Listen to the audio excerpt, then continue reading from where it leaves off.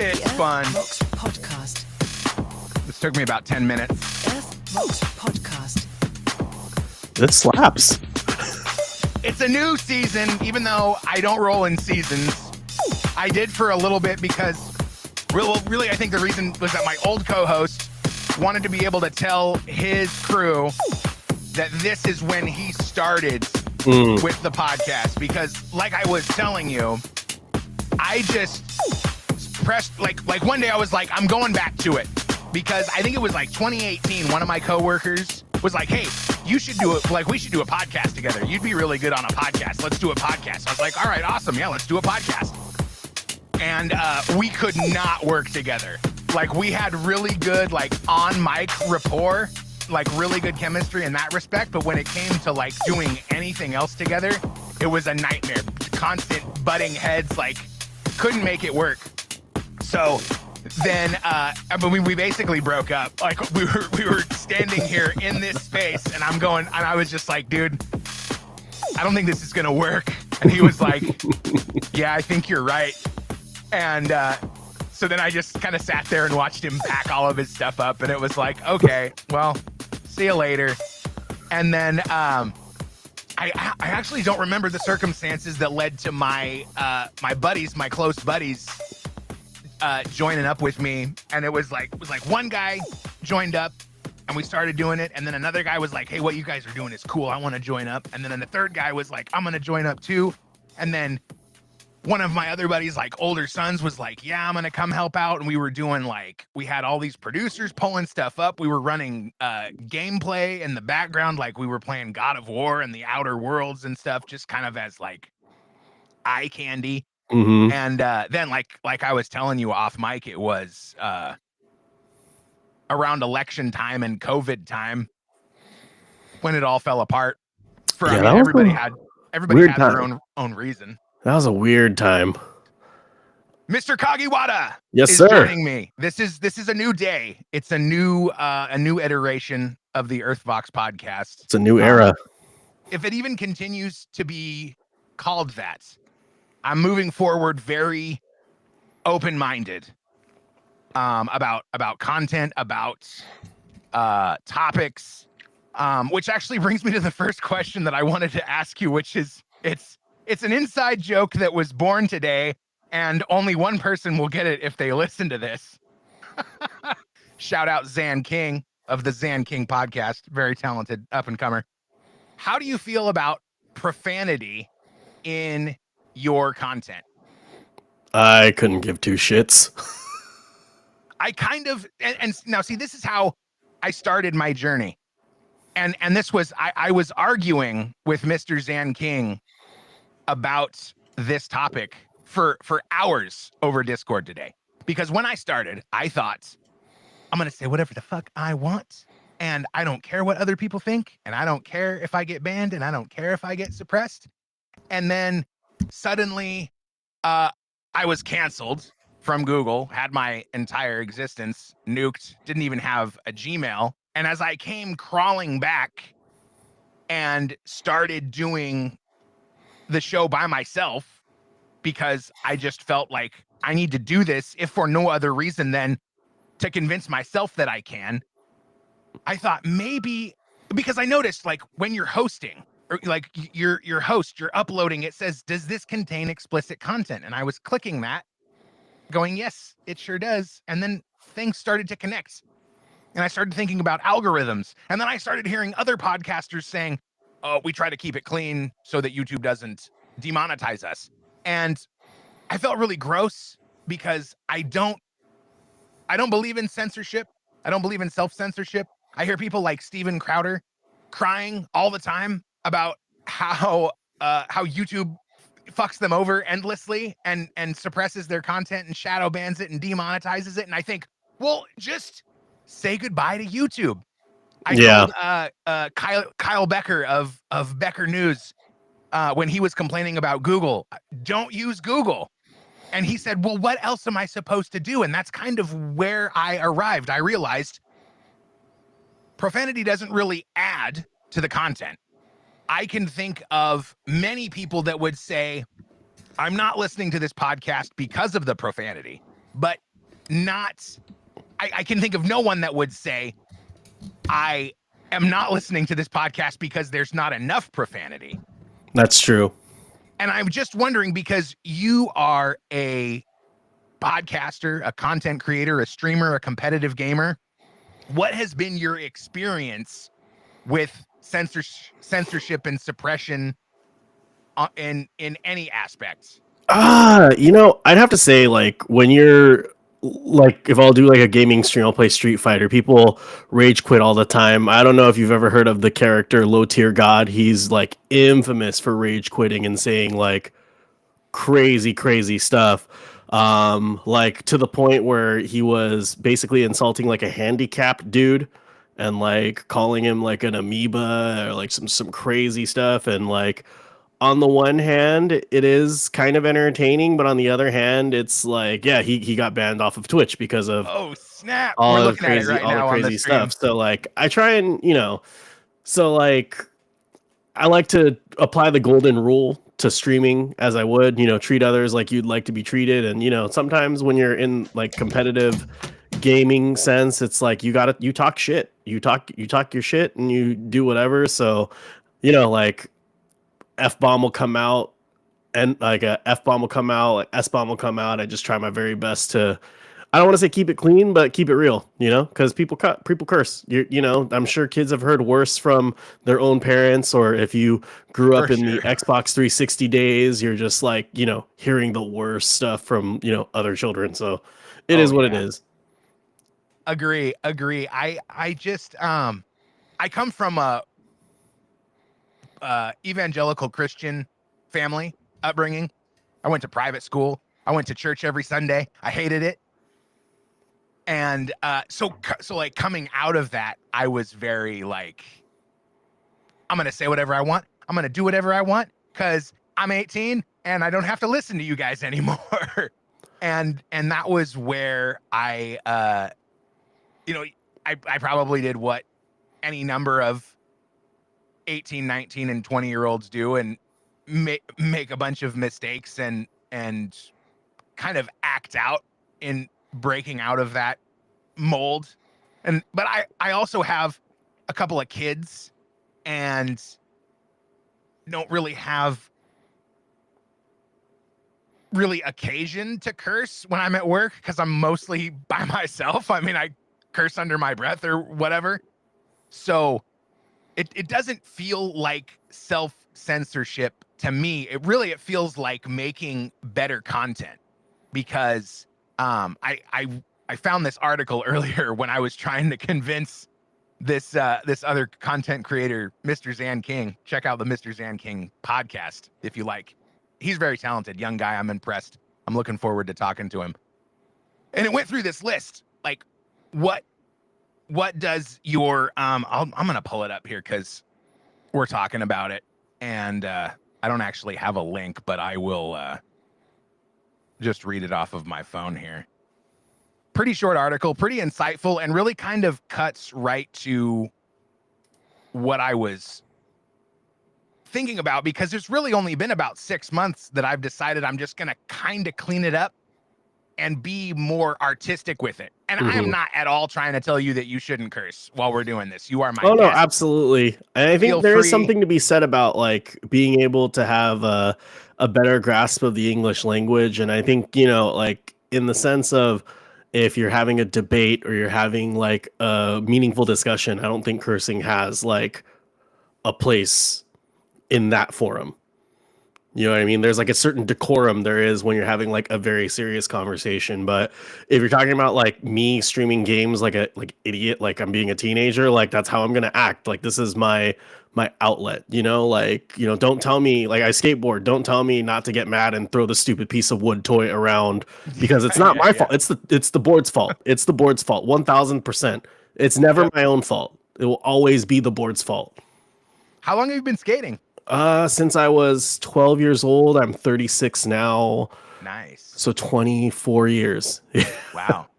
Let me see. I think I was a junior in high school, maybe a sophomore, when I attempted skating. And the highlight of my career was skating down the sidewalk in a little town called Malala, Oregon, and going between a couple of buildings onto a rough patch of concrete where the board just did. I mean, you know the thing where the little rock gets stuck under the wheel and your board just stops immediately.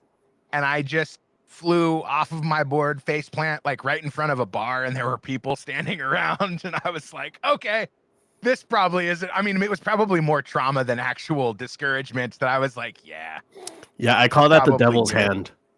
Yeah. It's like Satan himself just like just grabbed your truck. And I got to the point where I could ollie up onto a curb. It wasn't really a curb, but for the sake of moving the conversation along, it was a curb. And that was about where I hung it up.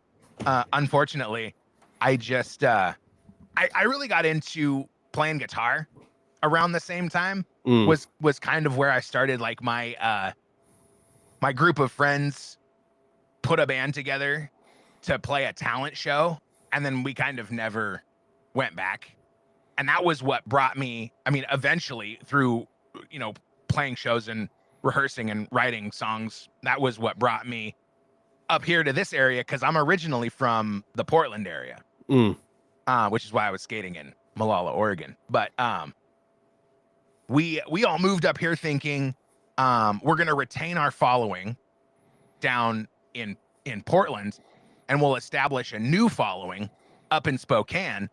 And then we can go back and forth. We can regionally tour, and we'll have like a landing pad in Portland. Like it'll all be, of course it didn't work out because as I'm sure you know, like working with other people and having different personalities, it's almost uncanny. It happened with so many bands that I was in. We would play a big show. Like I remember with one band, the band before that, I mean, didn't release an album or anything, but we played one sold out show at the Aladdin Theater in Portland. And then everybody was like, we made it. We're done. I don't want to practice anymore. And it was kind of a similar thing with this band. One guy thought that he didn't need to practice as much and he wanted to go hang out with girls. And the rest of us were, I mean, I don't know, probably married, committed already, wanting to practice. And when you're not all pulling the same amount of weight in the same direction, then people start getting, resentful, and it all kind of goes downhill, which is why I kind of forced myself to keep making a podcast, even though I was it was almost like breaking myself out of a depressed funk at almost like rising from the ashes of this dead project to just, I'm determined to keep it going. So here we are. No, that's Mr. awesome. Kagiwara. I mean, myself, I had, this idea of doing a podcast for like, pro gamers and like different sort of fighting gamers or people who I found interesting. And to be honest with you, just life got in the way. And like, I started, competing a lot more. And then, the reason why I started competing, because I worked for like, I'd say arguably like the fourth biggest video game peripherals manufacturer. They make, hold on, I'll show you, like this sort of thing, like the fight sticks. Oh, nice. Yeah. So, yeah, I was working there, but I wasn't enjoying my work, even though it was in like a cool industry. And then, quit, got a new job, and then, would compete here and there and start skateboarding. But now I just enjoy, like, it's like for the love of the game, right? If you don't make it to the NBA, you'll still play pickup up the park. Like myself, I went skateboarding today for like a couple hours. Like, I know I'm not going to go pro. Like, I filmed the full part. I wouldn't even call it a sponsor me tape because it's not even worth it, but it's a project that it's like a love letter that I made to skateboarding. And, it was like, I peaked out as far as my skill level, maybe like 28. And it was like right before I got engaged and right before I got married and everything else. Now it's like, I've been able to retain some stuff, but that like risk reward factor is definitely like err on the side of reward and definitely don't go for too much risk. Yeah. Because I got to go back to the office on Monday. Totally. You know, Totally. Do you that's cool have that you play music. I played I didn't play like I didn't play like in a band like that, but I played in band ever since I was like in the 5th grade till I was a senior in high school. I actually have a uncle in Japan who's a professional trombonist. So that's the instrument that I play, the trombone. Oh, nice. Yeah, I started on the saxophone actually, like in 5th grade, Which and I think it saxophone? alto, Nice.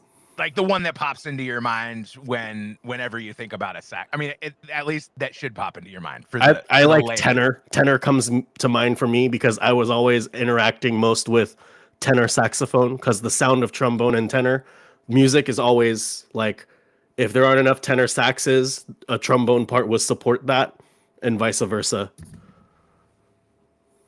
And that was so after like 5th grade, I'm playing alto sax. Yeah, and the tenor is the bigger one. Mm-hmm.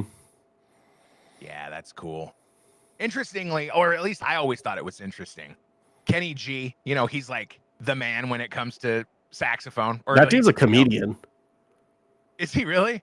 No, like low key, like I mean he's a musician, but he is like freakishly aware of where a camera is at any given time. No kidding. Case in point, I remember the first American Idol where Kelly Clarkson and that other like curly haired dude won. So in the final, I believe Kelly Clarkson was singing her song with Kenny G on the supporting sax, and like I'd say 80% of the shots you could see Kenny G like if my hand is Kenny G and like I'm Kelly Clarkson. He would just knew where the hard cam was. I mean, honestly, I feel like that I'm looking for Kenny G and Kelly Clarkson. I can't find it though. I feel like that comes with, because this really, I mean, I'm just going to cut right to it. It reminds me of watching America's Next Top Model, which wasn't my choice. There was a lady in the room that liked watching that show. And I remember specifically Tyra Banks telling the girls, like, you have to behave like there's a camera around you every time that you're out of the house. And it really makes sense. I mean, like, I wouldn't be surprised to learn that it's like a rule of thumb for famous people. Mm-hmm. There's always a camera around. Be careful. You don't want to end up on some tabloid cover looking, you know, and then those poor people. I feel so bad.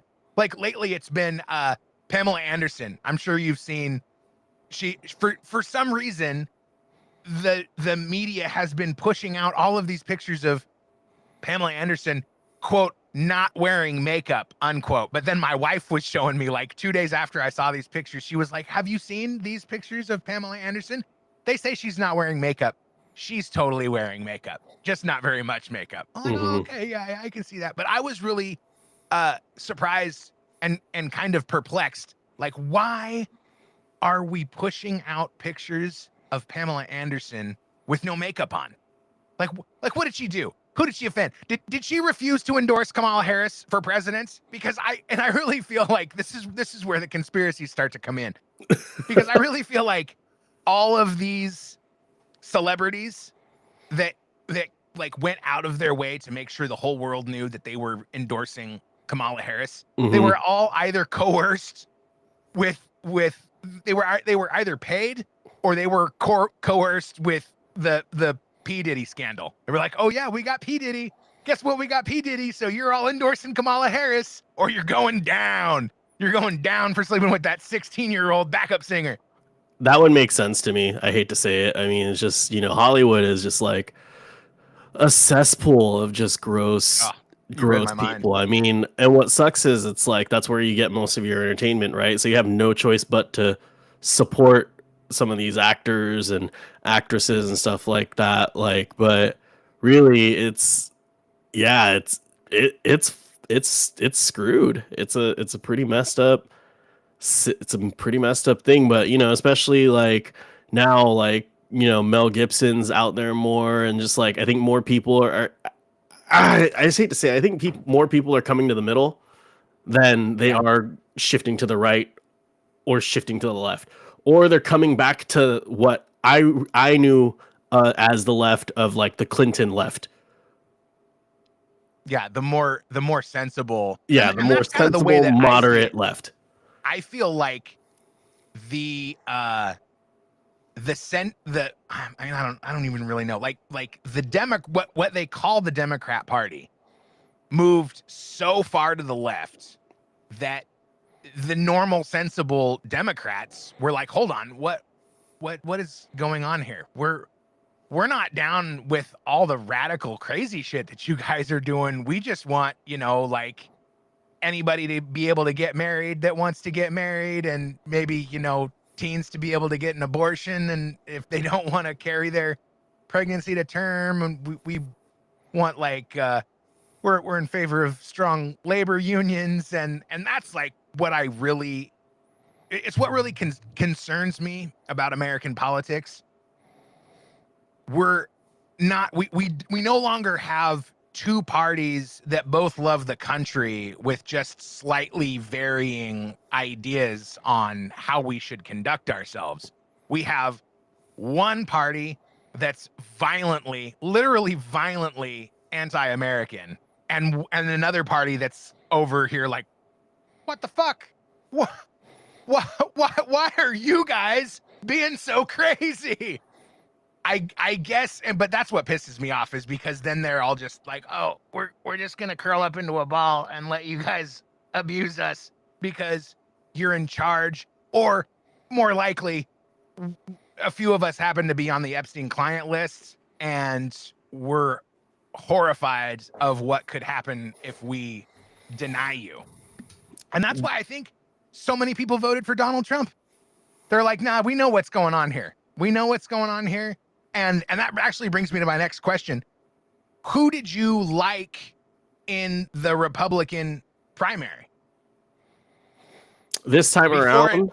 Before it ended up being Donald Trump, like, who were you looking at going, I kind of like that guy? I mean, honestly, DeSantis was looking really good. The reason why is his management of COVID.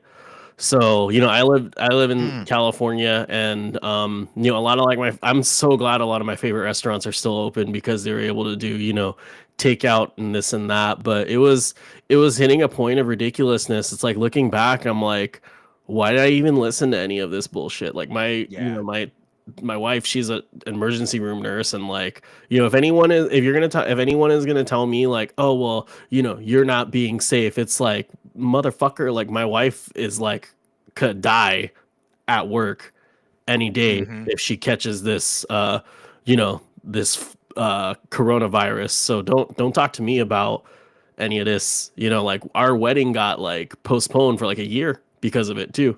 Oh, and man. I wasn't able to get any of my deposits back. So we're like, okay, we got to run it. But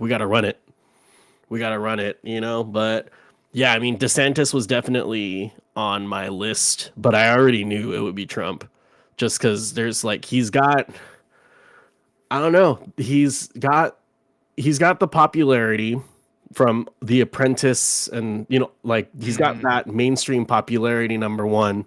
Number two, I mean, at one point he was like every rapper wanted to be Donald Trump or party at Trump or whatever else. So there's that.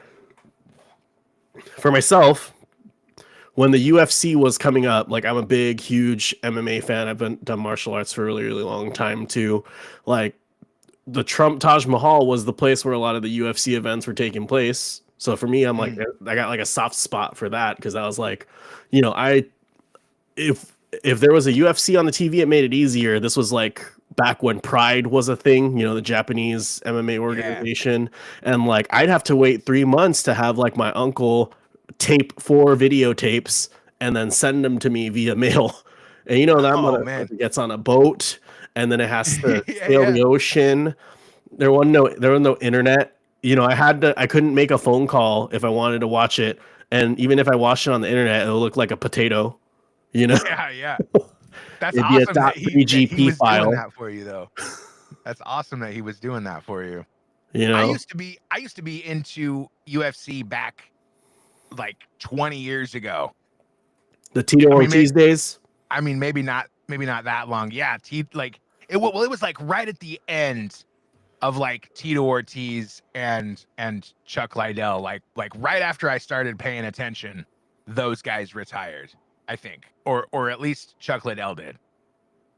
So you're like Rampage, Vanderlei Silva, back when like it was, like who would have been the light heavyweight champion then?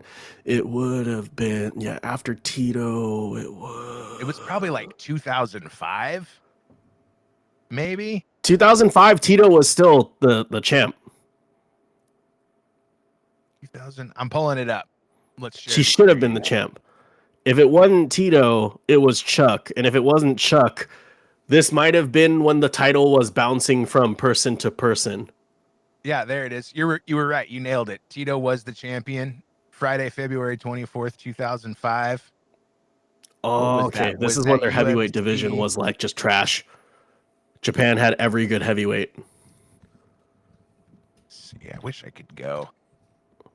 2006, Tim Sylvia. But my roommate, he kind of and this was how I got into everything that I'm into, was somebody around me forced me to partake in whatever they were partaking in, like metal music too. When I was still in high school, actually, I would go over to my buddy Clyde's house. Shout out Clyde.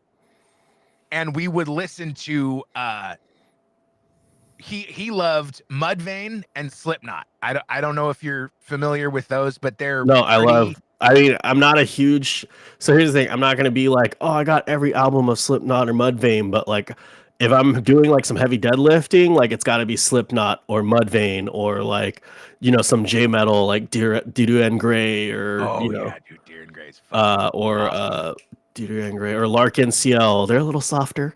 Or like an X Japan, like if it's deadlifts, it's like angry music. Hell yeah. Yeah, but if I'm like doing long distance running, it's like R&B. So I don't like sprint all the way. So you don't burn yourself. I pace myself. For sure.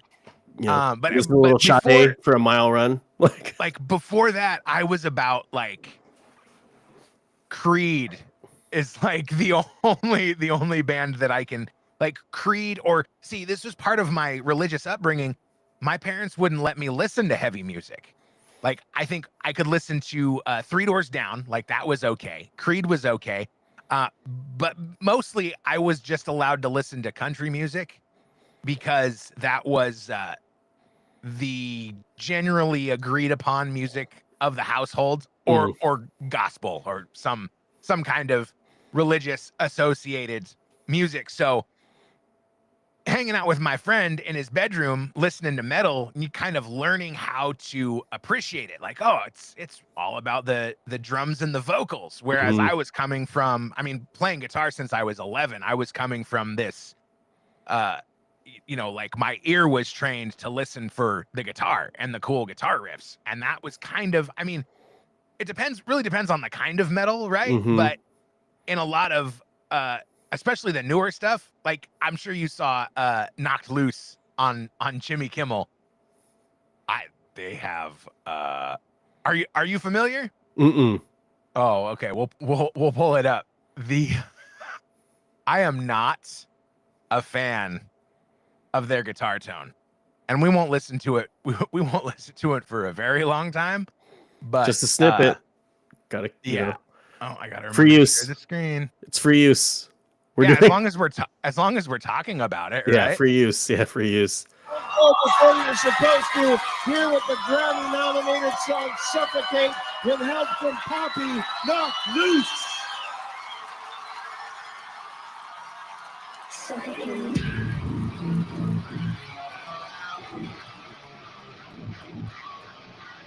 You know what? We should listen to the. I'll get it queued up while we listen to this.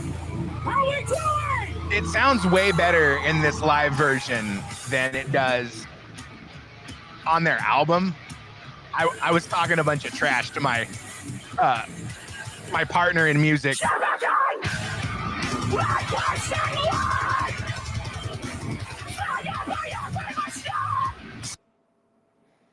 All right. His groan's not very deep. He's really shrill. Yeah. Really, really shrill. It sounds more like screamo. His like he's got a voice made for screamo. When as the title suggests, featuring Poppy, which is the female vocalist screamer, their voices sound excellent together. But still, I mean, I 100% agree, lacking a little bit in the I need that in the huevos department. Mm-hmm. So here's the awful guitar tone I was talking about.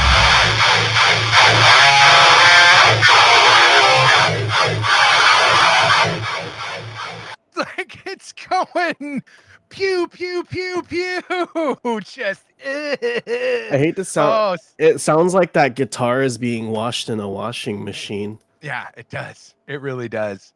And it's all, I guess, I mean, I don't have firsthand experience, but people that know better than I tell me that it's all amp simulation, which is like, I guess, all that anybody, I mean, I've been out of like the live scene for probably 7 years now.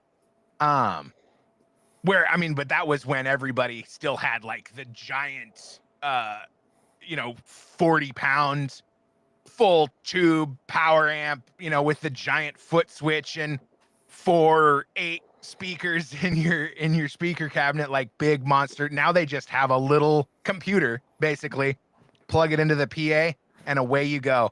So easy. So, I mean, that's what I'm like basically spending, like that's all I do for music anymore. Like my buddy and I, he's the drummer, I'm the guitar player and the vocalist. We collaborate. We do almost everything electronically. Like even like he'll sit down on his electric kit and play it, but then we just sample everything. I use amp simulators, and then it's so easy that it's I mean, I really believe it's one of the reasons that the music industry has crumbled, because there's no record labels that want to invest in new acts.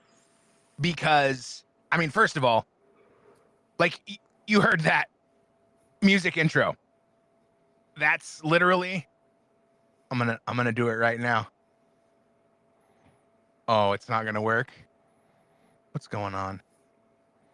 Well, the point was that it's all in the box, and all I gotta do, for whatever reason, it's not coming through. But yeah, it's literally just one key, and then if I and hold it down, and if I want to spruce it up a little bit, I can switch to a different key, and it will include some other instruments and spice it up a little bit. And it just makes you think, at least for me, no wonder all of the big acts are all electronic. Because why not? Yeah, because then it's a lot less logistics. So, you don't have to cart around all those instruments and all the pedals and all the amps and the cables and this and that. There's that aspect of it as well. But I will have to say, like, just like musicianship overall, like for a lot of like the new songs, and I'm like, I'm 36, like I shouldn't be at the age where I'm saying like, well, back in this day, I'm like, it's just not how it used to be. Like I can't listen to most rock music, and I'll say alt rock because lately I've just been on this alt rock kick that like post dates 2012. It's hard. Doesn't it make you feel old? It does. When someone tells me that Nirvana is classic rock, I want to kick them so hard. Because classic rock think, to me, I'm thinking like Soul Ride, or like, Led Zeppelin, or what is it, Van Halen or Van Hagar, depending on which song you like. Yeah. Love it. That was actually it was it was what my dad showed me to try to spur my interest in guitar. Check out Eruption. Mm-hmm. And I never got that good, because as soon as I could play 3 chords, I was like, I'm going to write songs. And that was where all of my like creative drive went. Like, I'm going to write songs and keep writing songs. But I really feel like, and this might just be denial, I really feel like the quality of music, I mean, I like all, I wouldn't go so far as to say all the music these days sucks. Yeah, I wouldn't go there. I'd agree with you there. Because that song, even though I'm talking shit about the guitar tone, that song is still a good song. I listen to it all the time. It pumps me up. It's pretty good. It's really creative, despite all of its, despite all the cons, there's plenty of pros. I really enjoy. I mean, my opinion is that that's really the only good song by that band. But then there's bands like Sleep Token. Are you familiar with Sleep Token? Mm. Oh man, I would play it, but I feel like we've done enough of that. It can be like a little gift. You can take it home and check out some Sleep Token. I'll do some homework. Their new album is excellent. I remember I reviewed it on this podcast probably back in the summertime, and I said it was there was probably only 7 good songs on the album. But I take that back now. I'm just pulling the album up so I can see how many songs it has on it. There's really only at this time 2 out of 12 songs that I don't so much care for. But that was like the only that's a high hit rate though. It's really great. That's a really high hit rate for an album. 10 of 12? Yeah. Because usually for me, if I buy a CD back in the day when I used to buy CDs, like it would be like 6-4 split. I'd like 60% of it, and then 40% of it I'll listen to it, but then like it doesn't grow on me till maybe 5 years later. Yeah. 100%. No, I completely agree. I completely agree. With the exception of like timeless shit, right? So like I remember I bought like, I was a senior in high school and I was like with this chick, or I was like, we're like fooling around or whatever. And she took me to Tower Records. If you remember Tower Records, right? Oh yeah. And she's like, I'll just buy you 2 CDs like from this sales rack, right? Got the best of Rick James and the best of Sade. She's like, this is what you're buying. She was like she like emo, screamo, metal. And she's like, this is what you're. I'm like, yeah, and then like first song Sade was like Hang On to Your Love. I'm like, yeah, this is. Then like she opened me up to some other, like what is it, like a Coheed and Cambria and Atreyu and like those sorts of bands. But like we just go drive. Like I'd pick her up, we'd go to school, and she'd pop in whatever CD. And we had like this agreement. It's like, on the way there, it's you. On the way back, it's me. So I was just kind of like, that was like the music exchange, and the exchange of other things. But won't talk about it because married now. One of my favorite things to do to this day, and I was actually doing it just last weekend with my sister-in-law, her husband, my wife, and a friend. We were all watching it was the Washington State Cougars against the Gonzaga Bulldogs play basketball. Well, when the game was over, we passed the remote around, putting songs that we wanted to listen to on YouTube. And it became like, it was almost like old times sitting in my buddy's bedroom listening to Mudvayne. Check out this song. Oh man, that's awesome. Here, let me show you this song. Oh, that's such an awesome song. Oh man, you wait till you hear this. it's really lost because we have so like it's excellent in a way because it's excellent for like the same reason that it's almost tragic because there's so much out there that you can show anybody something awesome that they haven't heard of. Yep. But also like a lot of it goes unappreciated because there's so much out there. And then there's all of the algorithms and the barriers to entry and the gatekeepers and all of that stuff. Like it's why, in my opinion, we have things like the P. Diddy scandal and the Epstein client list because, and like Harvey Weinstein, because it became, oh, you want to be a movie star? Well, so does she. And she's just as good of an actress as you are. So what are you going to do for me? I need you to cozy up to my weird salamander looking dick next to this potted plant. I need this Gawk 3000. Yeah. And As nobody's the young going to kids say say. anything because they know that if they say anything, they're never going to work again, which is how like, it's like how Hollywood runs. And it's become the same thing. Like you're going to roll out there and you're going to endorse Kamala Harris, or your agent is going to drop you from your agency. Like, where do you think that power comes from? I have a lot of thoughts, but I'm just wondering, like, if it's ever occurred to you, like, It's like, to quote, what is it, Lil Kim? It's money, power, respect, right? Like, but the money and the power part are the so in the triangle of money, power, respect, right? You could be a really respectful person and not have money, but still have power, right? Look at like gangs. You know, maybe you're not the most rich person, but you know, you have that respect portion, you have that power portion, right? You have two of those three. And generally speaking, maybe you do some nice things for your community and you try and keep people, you know, in tow. You try and, you know, guard your neighborhood, but there's a lot of collateral damage there, right? If you just have the money and the power part, people like Epstein, I'm sure there are people who like, I know everyone who's probably been through what they've been through, they don't respect him. But you don't need to because you got the money and the power, right? Yeah, Bill Gates comes to mind. Hardly ever do I ever see like money and respect unless you're like a super duper philanthropist. And I don't mean like Bill Gates doing his thing because they're like, oh, well, it's just a big tax write-off. I mean like people who literally will selflessly donate money or like, you know, put themselves into a cause. That's like money, and by money I don't mean they're rich. I mean like by they're generating money for something that is like a respectable cause. Like what do you think about Susan G. Komen, right? Like the pink, like, you know, like titty month, friggin' like that.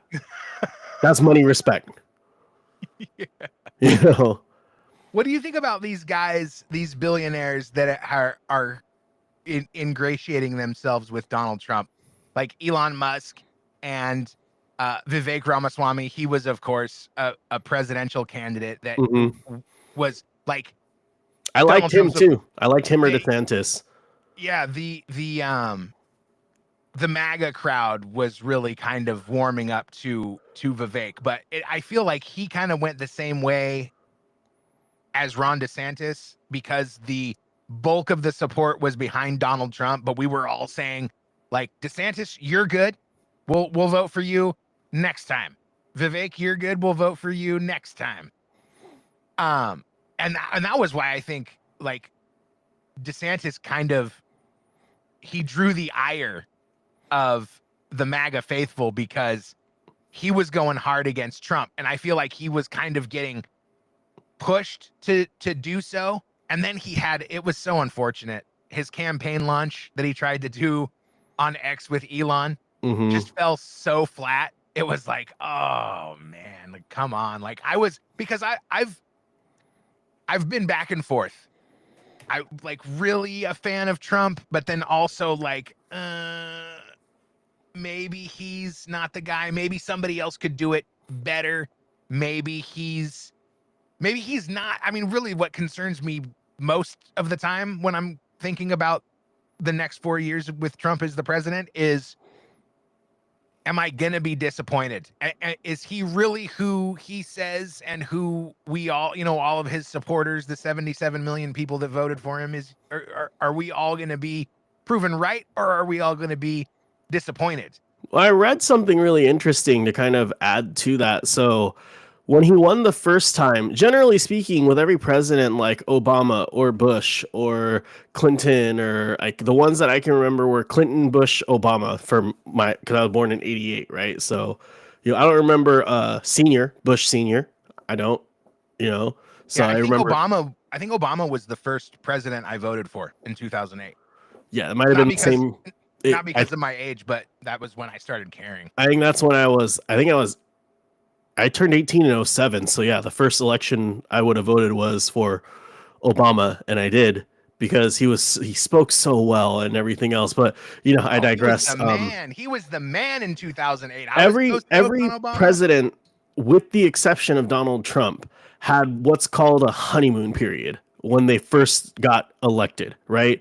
It's usually like everyone is very, very hopeful because that's the guy that they wanted, right? And then the reality starts setting in, and then you see like a dip in their approval ratings, right? Donald Trump is the only president that started his presidency without said honeymoon period, right? He's also, the second president to not have consecutive, like one of very few to not have consecutive presidencies. Yeah, I think you're right. I think there was only 2. I'll pull it up. Hopefully I'm right. He's either the second or the third, but I believe he's the second. I think you're right. Grover Cleveland was the 22nd and 24th president of the United States. He was the first. Oh, that's irrelevant information. But since I brought it up, the first Democrat to win the presidency after the Civil War, and was the first president to be elected to serve a non-consecutive term. Trump's make him the 47th president. Yep. And only the second president ever to serve 2 non-consecutive terms. Yep. Yeah. So this term feels like most presidents' first terms, as if you're looking at the numbers so far. So I have a feeling like he's a smart businessman, right? Number one. And he is obviously in tune with his public persona. For Christ's sake, he was on TV. He understands ratings. He understands the common person, myself included, yourself included. Like, are we all the same? Are we a monolith? No, but there is such a thing as statistics, patterns, and analytics, right? So he obviously has some sort of general understanding about that. So I have a feeling that even the most, I'd say, most people who are even if we were taking my screen, for example, right? And this is the middle, this would be your screen left, right? Yeah. So anyone from here to here would still find him agreeable, because truly he's not a conservative, like a super duper conservative.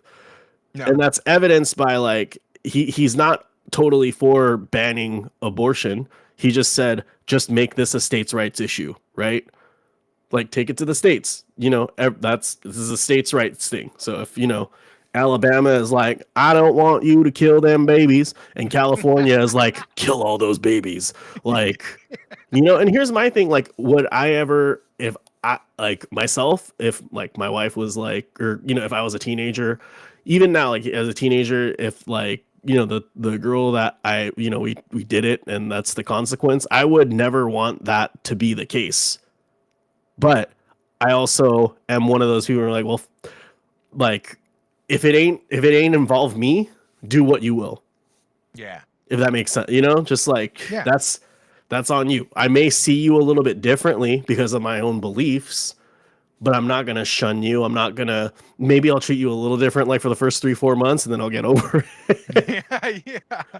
Well, you're a human being, because I don't, and I'm in a place where it's I want kids of my own too. So it's for me, I think there's that emotional state too, and that want that I see all these people who kind of take the miracle of life for granted and by the wayside, and on the whole, it's just irresponsible people being irresponsible, saying, well, oops, that's quite the big oops. You know what I'm saying? That's That's just me, and I'm sure I'm gonna was get canceled actually- now. And all of my subscribers that watch me play Street Fighter are like, "Fuck this guy." Well, I was always But if you have the choice, it's your choice. That I will end by saying, "It's your choice," but it's my opinion.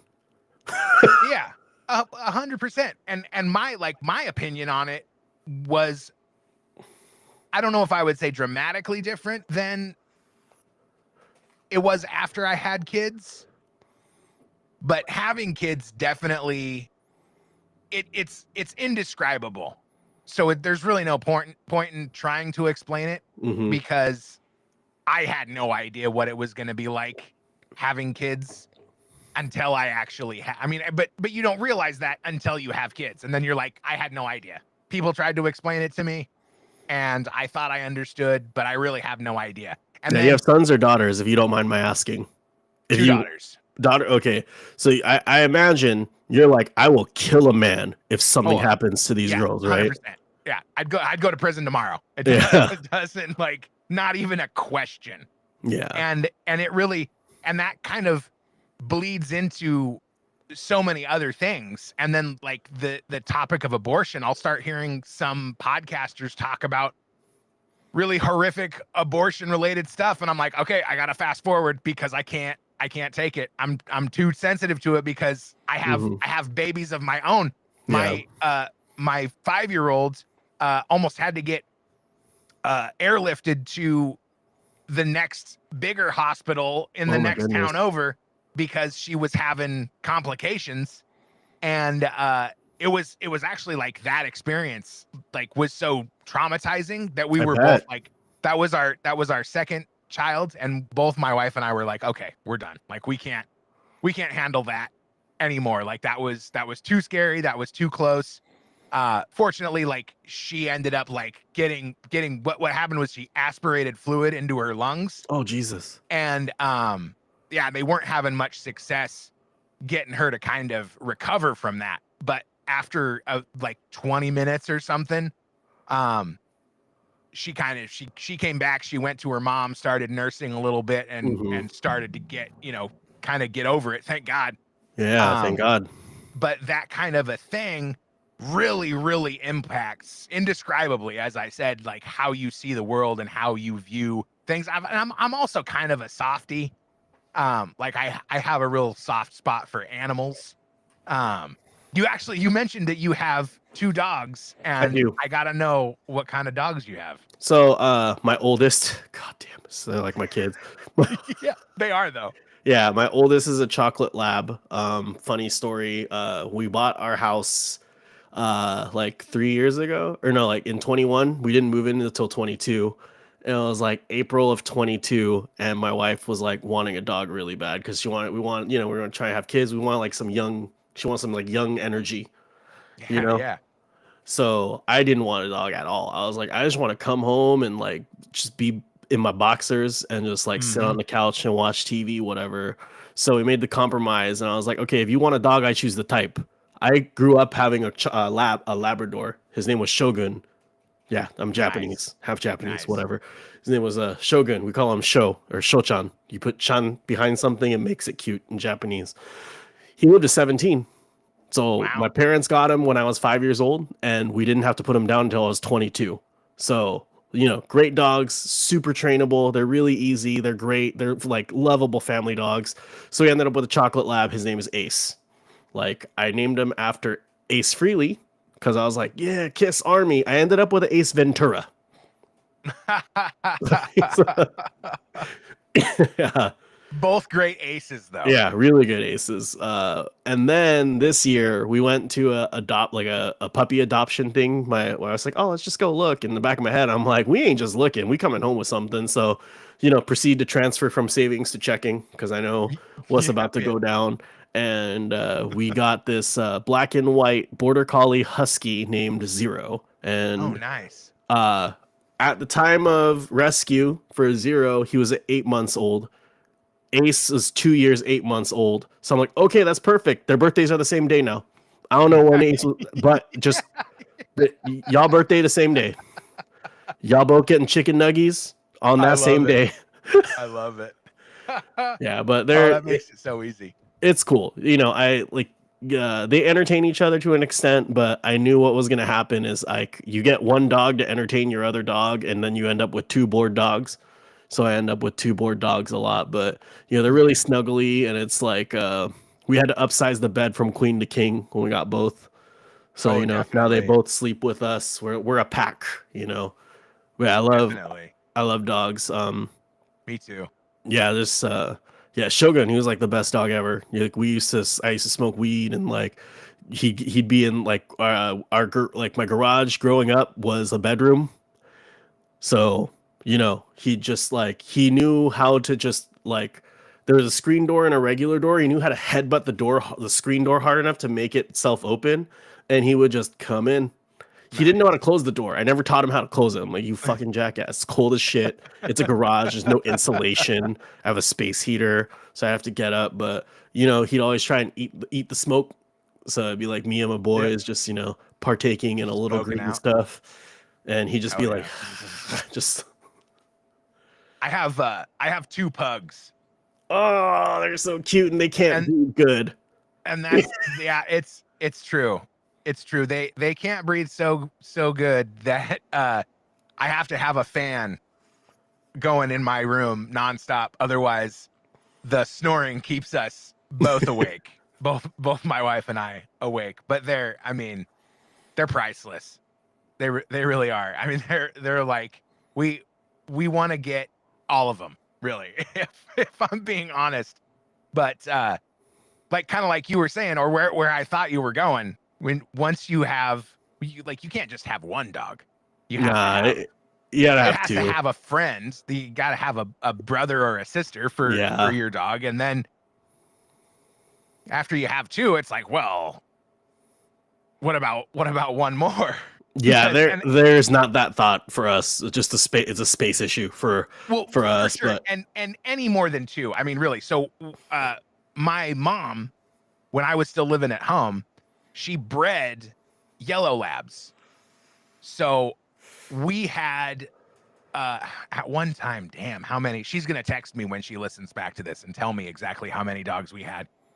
At peak breeding, we had, I think, 5 adult labs, and then between 10 and I think one of the biggest litters was like 18 oh puppies. my goodness, yeah. And it was the best because they'd go out in we lived out in rural Oregon on 37 acres, so there wasn't any worry to letting them out of the garage, which was kind of like their kennel. Running around in the backyard. I'd be out in the front doing chores or whatever, and here comes a platoon of puppies running around the corner of the house. Like, dude, that sounds like the most wholesome upbringing. Yeah, it was pretty good. I complain a lot because, like I said, it was very religious and restrictive within the boundaries of that religion. But like as time went on, like I remember when I was in like 5th and 6th grade, we weren't allowed to watch the Fox channel because of The Simpsons, and because they had a little more, they allowed a little bit more profanity on that network than they did on other networks. And now, like, being an adult with my own children, I totally get it. I totally get the restrictive, like, no MTV, no Fox, no watching The Simpsons, none of that. Because you hear about, and I need to get, because, okay, like, my parents divorced when I was like 4 months old. My mom will text me and correct me on this stuff too. And my mom married my stepdad when I was like 5 or 6. And that was where the religion came from. So it was kind of it was definitely, because I was like one of those kids on Nanny 911. And my stepdad was like the nanny. He came in and was like, "You're gonna be a man." And he literally taught me how to be the man that I am today. Like, so incredibly thankful for him. But I mean, I still have a good relationship with my biological father. It was just like pretty much, I mean, looking back on it now, it's pretty much like exactly what I needed. But there's all of the conspiracy theories around Disney and Disney movies. Mm-hmm. And like, I mean, have you heard any of the crazy stories about like from The Little Mermaid? They say you can see in one scene, in the scene at the end of the movie, you can see when they're on the boat and the priest or whatever that's conducting the marriage, from like this bird's eye view of the boat and the scene, you can see the priest standing behind the pulpit with a giant erection. And then another story goes from The Lion King, when Simba, like halfway through the movie, it's like adult Simba, he like flops down on the edge of this cliff, and the cloud of like dust and flower petals and stuff that puffs up from him flopping down spells out sex for a few frames. I can confirm that one's real because I actually watched it and paused it right in that spot. But I want to ask him, like, did you know about that stuff? Is that why, like what was the thinking behind? Because I know, like, we used to go to church on Sunday, as I mentioned, and I would hear all of the, all of the sermons saying that we need, you need to protect your kids from this stuff, and it's harmful and it's damaging. And this is probably one of the reasons I'm so concerned about it for my own children. But I feel like I really just need to ask him, like, what did you know? What did you know, and what do you know? And what do you think? Like, is there really an effort to poison the minds of children from these giant companies? And that actually segues perfectly into what's going on with TikTok right now. Oh yeah. What do you make of all of that business? Do you think TikTok should be banned? Do you think it's harmful for kids? Like, where do you come down on that? It would be less harmful if the US used China's algorithm for TikTok. Because if you look at Chinese TikTok, they're like, oh, look, when you put water in a long, thin cup and water in a little cup, it's the same volume. Or like, oh, check out this video of like how, I don't know, an incinerator works or something, right? Like, I think TikTok is just a cesspool for like online 304s to like sell their crap. And like, honestly, like, I could do with it, with or without it. I don't think I genuinely, when it comes to like social media, like, I remember when Facebook was called The Facebook, and you had to have a .edu to access it. I miss those days. Like, there's got to be some sort of age restrictions for these, and I think parents are like way too naive about like what their children are using and not using parental locks. And they say, oh, well, the other kids are doing it. Well, if the other kid is like slitting their wrists, are you going to let your own kid do it? Like, what they say, like, oh, if your friend jumped off a bridge, would you do it? Yeah.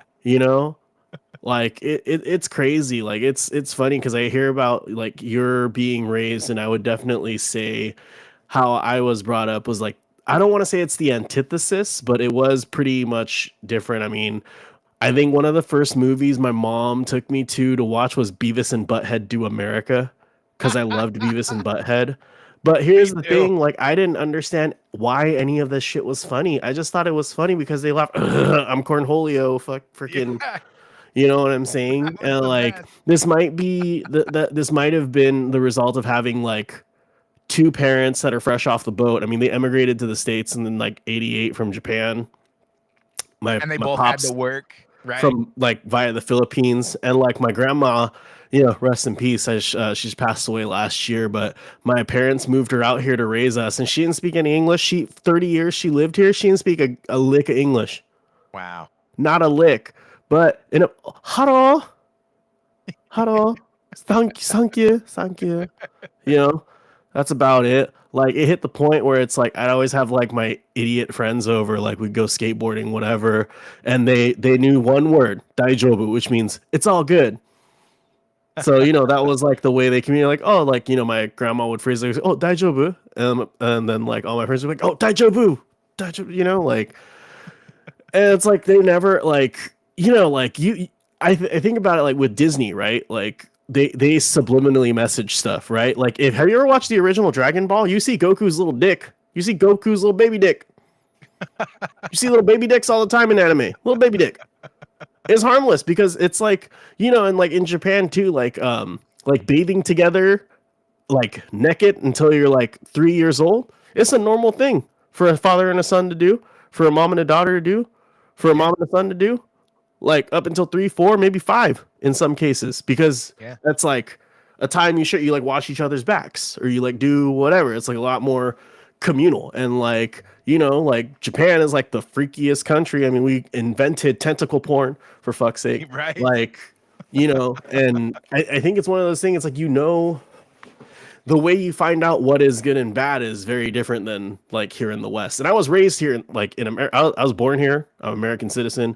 I was raised here, but a lot of the pop culture stuff, like my parents would rent videos from like, there's a store called Video Japan, really obvious store, but like I'd buy like, or we'd rent like, Ultraman, which is like the Japanese Superman, the big silver giant, or like any sort of ranger, like what here as the Power Rangers, but I knew was like Jew Ranger or like Go Ranger, or like all sorts of Rangers, and like you learn differently. And like when it came to like Western American movies, they're like, oh, this is just what people are watching, and like like I think I was exposed to a lot more like profanity and this and that. Like my dad had a pretty foul mouth. Like we all had, like my mom, myself, my older sister, like we a bunch of potty mouths, but like I think at the crux of it, it was always like, treat people right, don't lie, don't drink and drive. That was like, those are kind of like the rules. And like, it's funny you say like, what was it, like a evangelical Christian, you said? Yeah, I think that's what they would call it. Yeah, so I like to say that I was raised a Buddhatholic. Oh, nice. So our mom is a Buddhist, not devout, just because Japanese, that's just what you are. And my dad's a Catholic. But then in later life, I got baptized as a Christian. So I'm like kind of all over the place. I had a Catholic wedding because my mother-in-law's Italian, and we had to do it that way, which is cool because my dad's Catholic too. But yeah, I think to swerve back. Was Trump called it the swerve? Is that what he pulls it back in? where he goes off topic a little, brings it back. But to bring it back to like like exposing children to this and that. Like honestly, I tell my wife, I'm like, look, every good anime that I watched, that's like a battle anime, that's what our kid's gonna watch. Dragon Ball Z, freaking. I know. I find myself like as a gamer, your kids want to do everything that you're doing because you're like the coolest person to them, and it's like, oh, this is dad plays games. I want to play games too, and I'm playing like, I don't know, maybe it was like The Last of Us 2 or something like that, something where I would like. Because I have a PlayStation 5 and a PlayStation 4 and the PlayStation 4 is in like the main room, the living room with the big TV, but the PlayStation 5 is down here in my den. But I would you can like remote play to your PlayStation 5 from your PlayStation 4. So I would go up and I'd put it on the PlayStation 4 and I'm like looking like hopefully this isn't gonna be too violent for my kids that walk in, and then my wife walks in and looks at it and is like, and I'm like, I know, but nobody's watching, nobody's paying attention. And it just makes me wonder, like, it's a really interesting part of American culture and maybe other cultures as well, but American is really the only one that I know where we can show any amount of violence on the TV and like really the most abhorrent thing is like profanity and nudity, which is like prevalent everywhere else in like actual IRL. But the violence is like almost force-fed to us, like we're meant to be desensitized. And I find myself wondering, as I'm trying to raise these two kids, like when is it appropriate for them to see these things? And then I find myself fast forwarding through audio stories of abortions and wondering, like, maybe this is really kind of anti-human content that we're being exposed to. For the reason, this is the conspiracy theory that I've generated myself, because America is kind of taking this position as the world's army. I feel like there is an effort to bring all of the countries together into a global union.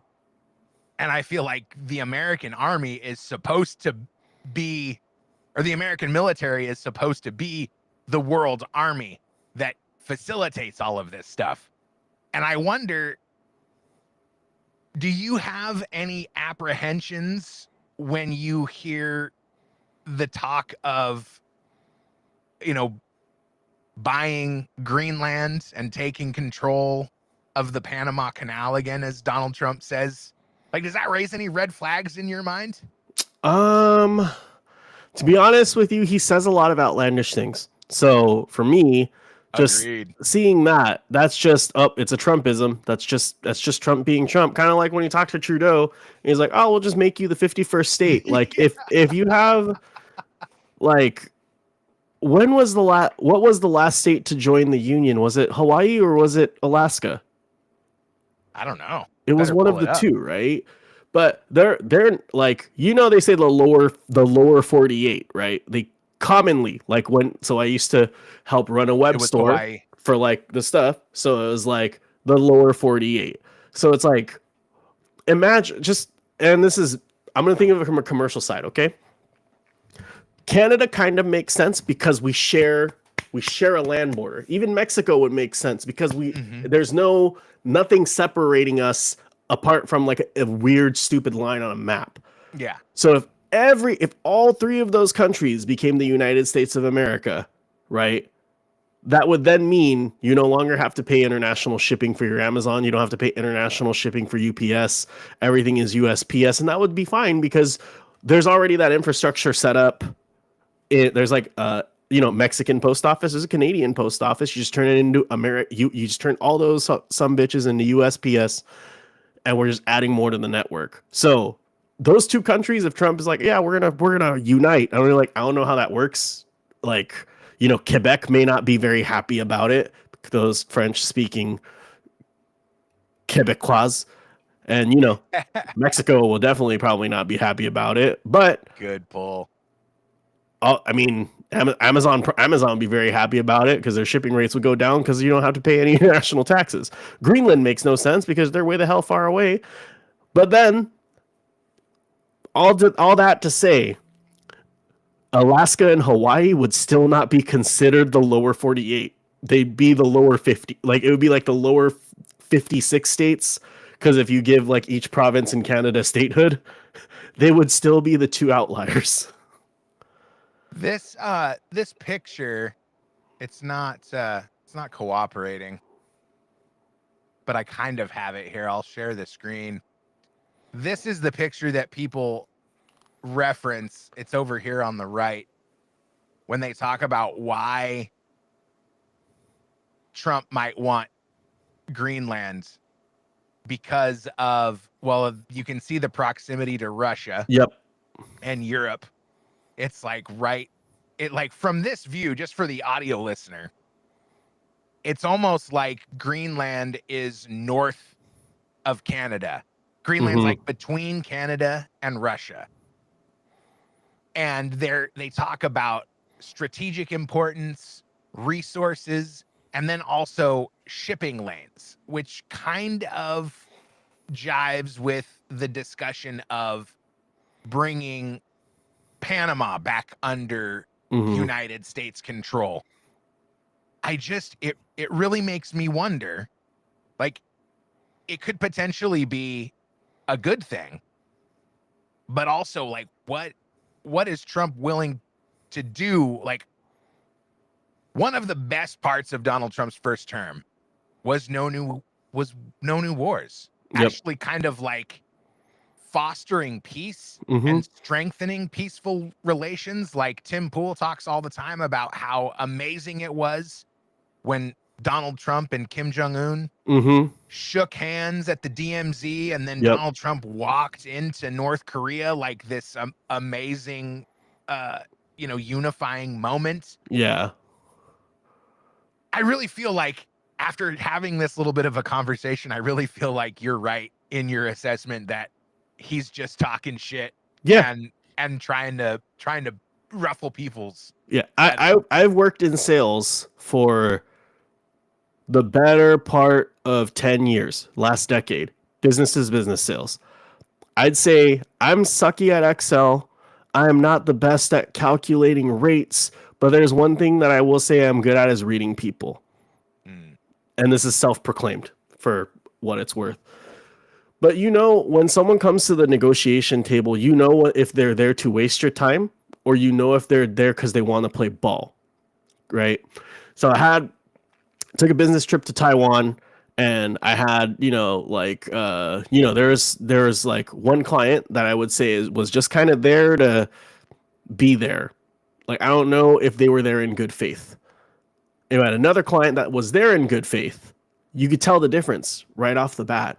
It is the little thing. It's the handshake. How much eye contact are they making with you? How are they speaking with you, right? And for me, like, freaking, I'm like, oh, dude, bro, California, I go skate and I used to surf and da-da-da-da. Like, I think a lot of people would take my kindness for weakness, but then when it comes to like playing the hard game, it's like, no, we're here to play the hard game. Let's go. So I think that's the thing. That's why I feel like over this last 4 years, it's like, I mean, Joe Biden, he was a vice president with Obama, and I was okay with those years, but there wasn't much I had on the line. I was a teenager. I was still learning how to become an adult. Like I was only like in my 20s and still like, trying to go to school, or like, do I work full time? Do I keep going to school to get a degree? So I didn't have it figured out. Now that I'm like an adult, I have a house, I have like a wife that I'm trying to help take care of. We're trying to do big things. We're trying to, maybe purchase more real estate. It's like I pay a little bit more attention to how the economy is going and this and that, and like, just looking at the 4 years of Trump and, him going with Shinzo Abe, Prime Minister Abe. My Japanese slipped a little bit, my Prime Minister Abe, and, reaching the hand out to Kim Jong-un, and also, having those talks with Putin. I mean, there's a part of all those world leaders that know with like a strong person in office, like if you fuck with us, we're gonna drop the hammer. Yeah. And he said it, and he's not a diplomat. Trump is not a diplomat. He is one of those dudes where it's like, I will rain hell if need be, but let's make it so I don't need to. Yeah, let's do a good deal. Yeah, and I respect that. I'm sure once this airs, more people are going to be like, hate my opinion, but I respect that part of it. Now, do I think he's the most presidential? Is he the most eloquently spoken? No. Does he say a lot of dumb crap? Yes. Does he make himself like an easy target to have his speech taken out of context? Abso-freaking-lutely. Now, is that because he's inept, or is that by design? And I'd say it's like a 7-3 split to 7 being by design and 3 ineptness. Because, sometimes you say stupid things in the heat of passion and you can't put your words together, but I've never seen him in such a place where he hasn't been able to put his words together. But what I will say is, there is, there are times where I'm like, sometimes maybe don't open your mouth. Yeah. I do find like the thing that most immediately comes to mind is his interview on Joe Rogan, which was super exciting and impressive. but I feel like my assessment of what's going on with Trump when he talks and when he was talking to Joe Rogan in the first hour or so of the 3 hours he did, which was so impressive, in my opinion, is that he's so in his head. He's so in his own head about about the message that he needs to get out. That's really all he's thinking about. And he's not really having a conversation as much as he's sitting there waiting for his turn to talk so that he can get his message out. Yep. And when it's somebody like Joe Rogan, where Trump has to be sitting there knowing like 12, 13, 20 million people are going to see this interview. I'm pulling it up right now because I want to see how many views it's up to. He gets 54 million views in 2 months. But he gets in his own head about, like, he puts like the pressure on himself to get the message out, the message out. So Joe Rogan's saying like, why do you think the election was stolen? And he's like, I need to tell you about something else other than that. And, or I can't tell you what I really want to tell you. So now I'm scrambling, thinking about something that I can tell you that's going to answer your question, while also trying to think of how I'm going to get back to the message that I really feel like I need to get out. And it's frustrating to listen to. Like, for the first 45 minutes or whatever of that interview that I was listening to, I was like, God, just come on, man. Just tell him what he's asking. Just have a conversation. Forget your fucking message for a second. You're going to be talking with him for the 2 more hours. And then he eased up, though. He started to ease up, and then he looked a lot more human. And I will have to say, I'd say Kamala not just going was the downfall of her campaign. Yeah, it was a terrible move. It really was. I mean, I was really, oh God, that Kamala Harris being the Democrat nominee was really perplexing, because there were so many. I mean, why not RFK? I would have had a hard time not voting for RFK if he was the Democrat nominee. And I know he's got, you know, like, there's questions about the Second Amendment. There's questions about his, you know, environmental policies. But I was also a Bernie Sanders fan back in the day, and I might have voted for Bernie Sanders over Donald Trump. During that time, I was a Tulsi guy. Yeah, I really liked Tulsi too. Yeah. Very eloquently spoken. You know, like with regards to war and foreign policy, because she's been at this level.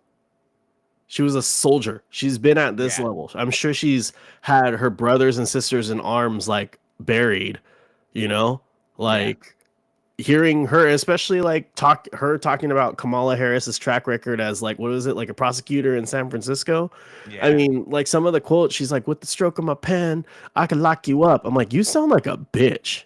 Yeah. That's some bitch shit. I don't mean bitch because you're a lady. Like, I just mean like like street. Like, that's a bitch move. Yeah. Like, you know, I'm not about it. That's just, you know, like, it's just like, you know, I hate everyone's argument like, well, what did she do as vice president? I'm like, the fuck did Mike Pence do? The fuck did Joe Biden do? Yeah, word. The hell did Dick Cheney do, except for, like, shoot a dude in the woods on accident and make a funny meme, you know, and, you know, produce a daughter who's kind of like a flip-flopper. Like, vice presidents ain't do nothing. They're just there in case the president dies. That's why you there. That's why you're relationship, there. For all I'm concerned, with Joe Biden through his whole administration was so weird.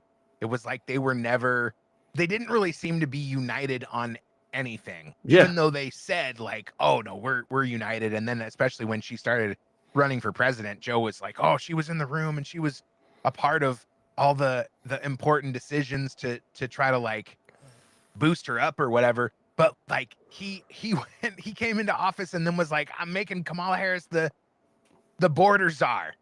And that really, like, tremendously backfired.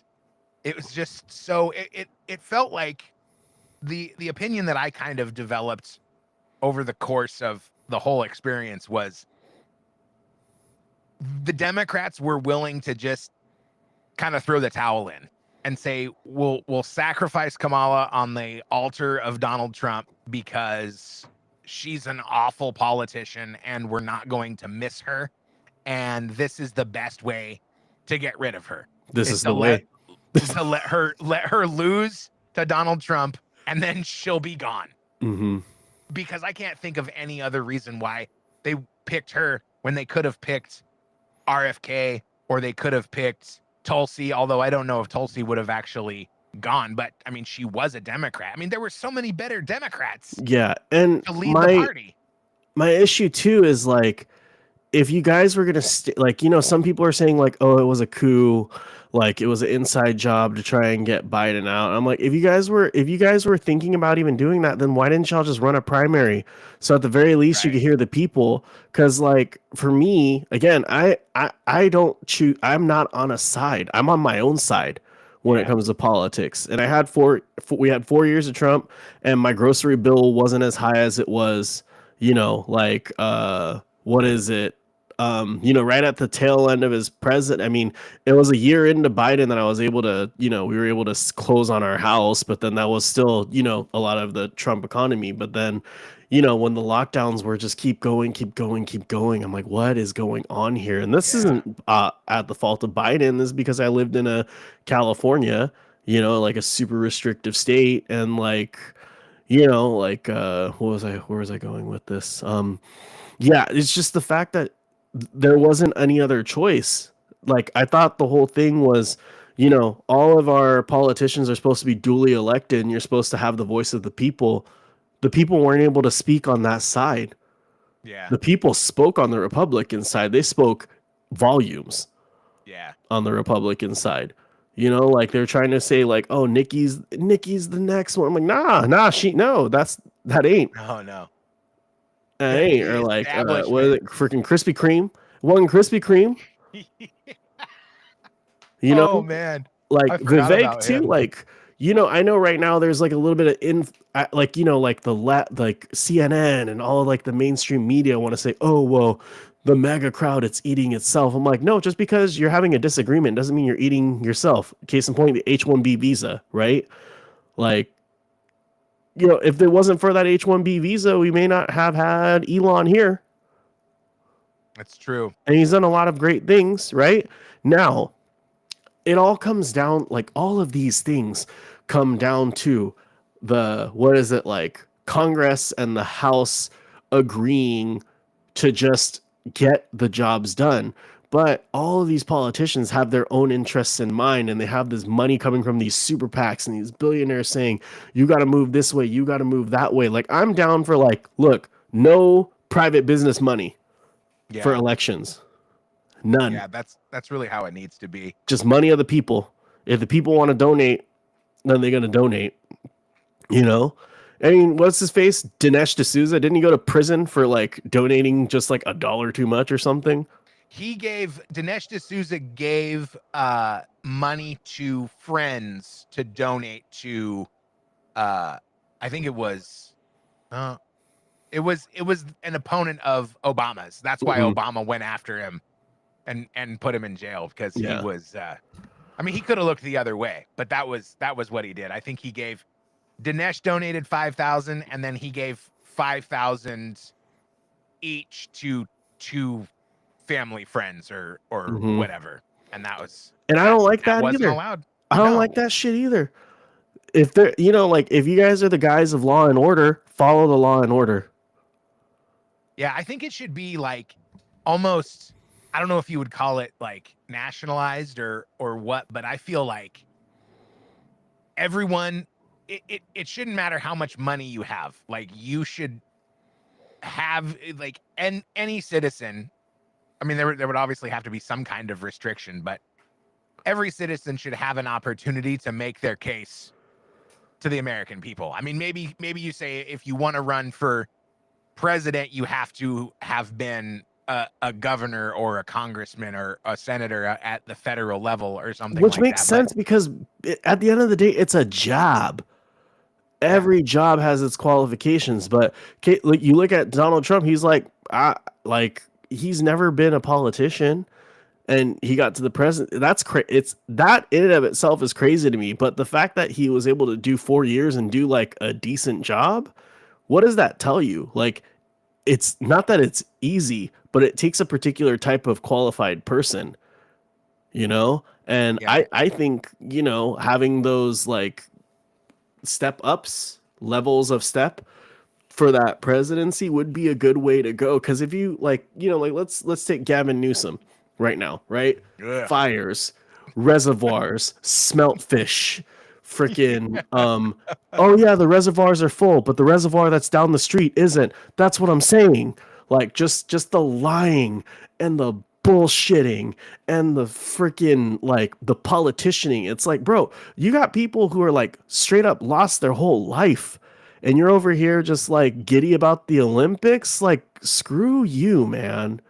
One thing that I thought was really interesting about the comments that he was making is he took Donald Trump making comments about accountability, and then he made a statement on it about sort of framing it as Donald Trump is politicizing this tragedy for political gain. And when really that's exactly what he was doing by bringing up Donald Trump and making it about politics. It's the hypocrisy. Just shut up and help these people. Yeah. You know, I got like a family member lost his goddamn house. Oh. And like it was a nice house. I've never been to it. I hadn't been to it because it's a little far. Right. You know, but like I don't want to hear that shit. You know? And like, you know, it's like it's crazy because you have like the environmental lobby saying don't touch the forest floor, but then, you know, we have people with common sense going like, you dead wood equals burn. Yeah. It's as easy as that. And then they say like, oh, well, you know, oh, that costs money. I'm like, well, then why not? Why are you giving all this money away for these homeless projects that aren't doing nothing? You're giving it to all these third parties people who are just going to shave it off the top and then just take their government money and run and be like, oh, well, the project's pending. Oh, the project's pending. It's like, dude, like it's so egregious. Like it, like the high-speed rail. Mm-hmm. I just heard yesterday, or it's in Japan. You ain't doing it. That project got started in the 90s, or like some crazy. I'm punching it in, although I don't expect that Google will offer any incriminating evidence against California and its chosen politicians. This says it began in the Central Valley in 2015, but when was it? Somebody just said it this week. I heard that it was either approved or voted on back in like 99 or something like that, just like so long ago, and there's still no trains. So it's no surprise that this was the most mind-blowing statistic that I heard just about California government has spent $24 billion. I think Gavin Newsom, starting in 2019 when he was elected governor, so far has spent $24 billion on the homeless crisis, and homelessness has increased by 40%.